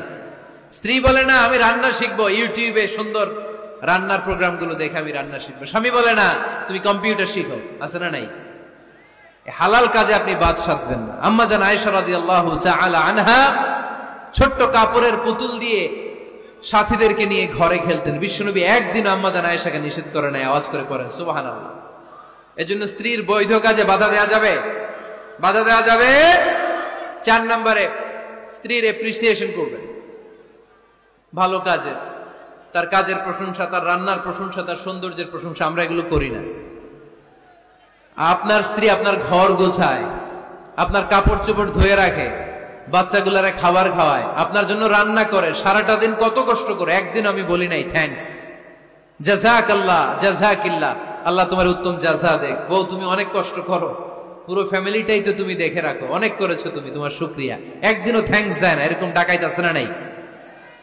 আজকে থেকে থ্যাংক ইউ দিতে পারবেন তো? কাজের প্রশংসা করবেন, রান্নার প্রশংসা করবেন। আল্লাহ রাসূল সাল্লাল্লাহু আলাইহি ওয়াসাল্লাম স্ত্রীদের রান্নার প্রশংসা করতেন। কখনো আল্লাহর হাবিব সাল্লাল্লাহু আলাইহি ওয়াসাল্লাম রান্নার বদনাম করেন নাই, কখনো না। এজন্য আমরাও করব না। রাজি আছেন তো সবাই? সবাই রাজি? আজকে থেকে স্ত্রীর প্রশংসা করতে রাজি আছেন তো? সুন্দর মোলায়েম সুরে স্ত্রীদেরকে ডাকবেন। কি বলে ডাকেন? ভাবিকে কি বলে ডাকেন বলেন? হ্যাঁ, টিয়া পাখি। আর কি ডাকেন? ময়না পাখি। আর কি? জান। জান বলে ডাকেন? ওরে সর্বনাশ, ডাইকেন। এরকম সুন্দর সুন্দর যত শব্দ আছে এগুলো বলে ডাকবেন। আম্মা জান আয়েশার প্রশংসা বিশ্বনবী করতেন, বলতেন ইন্না ফাদলা আয়েশাতা আলান নিসা কাফাদলি সারিদি আলা তুআমিকুম। আরব বিশ্বের খাবারের মধ্যে একটা শ্রেষ্ঠ খাবারের নাম সারিদ। শ্রেষ্ঠ খাবারের নাম কি? এই আলোচনা শেষ হয়েছে তো দাঁড়ায় ফটো তুলো কেন? বসো মিয়া, বসো বসো বসো, একসাথে একসাথে বসো। আরব বিশ্বে একটা মজার খাবার আছে, খাবারের নাম সারিদ। আওয়াজ করে বলেন তো খাবারটার নাম কি? সারিদ। রুটি আর গোশত একসাথে মিক্স করে এরকম স্তর বানায়, কেটে কেটে খাওয়ায়। বিশ্বনবী বললেন আরব বিশ্বের খাবারের মধ্যে যেমনি সারিদ সেরা, নারীকুলের মধ্যে আমার স্ত্রী আয়েশা সেরা। পড়েন সুবহানাল্লাহ। আম্মা জান আয়েশাকে বিশ্বনবী এত ভালোবাসতেন।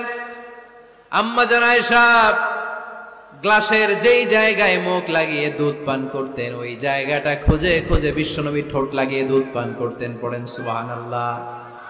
আম্মা জান আয়েশা গোশত খাওয়ার পরে হাড্ডি চুষে চুষে রেখে দেওয়ার পরে আম্মা জান আয়েশার চোষা হাড্ডিটা নিয়ে বিশ্বনবী আবার চষতে শুরু করে দিতেন। পড়েন সুবহানাল্লাহ। বিশ্বনবী স্ত্রীদের সাথে এক বালতি থেকে পানি নিয়ে দুইজনে একসাথে গোসল করতেন। পড়েন সুবহানাল্লাহ।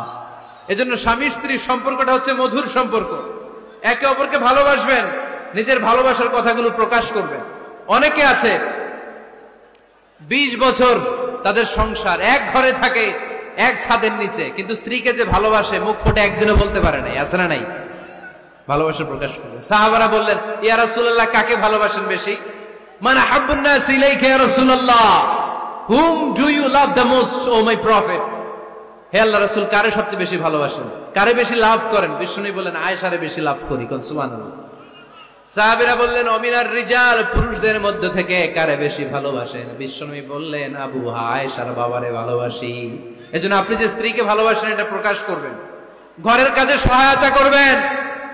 ছোট্ট ছোট্ট কাজের যদি সহায়তা আপনি করেন, এটাতে আপনার স্ত্রীর জন্য অনেক হেল্প হয়ে যায়।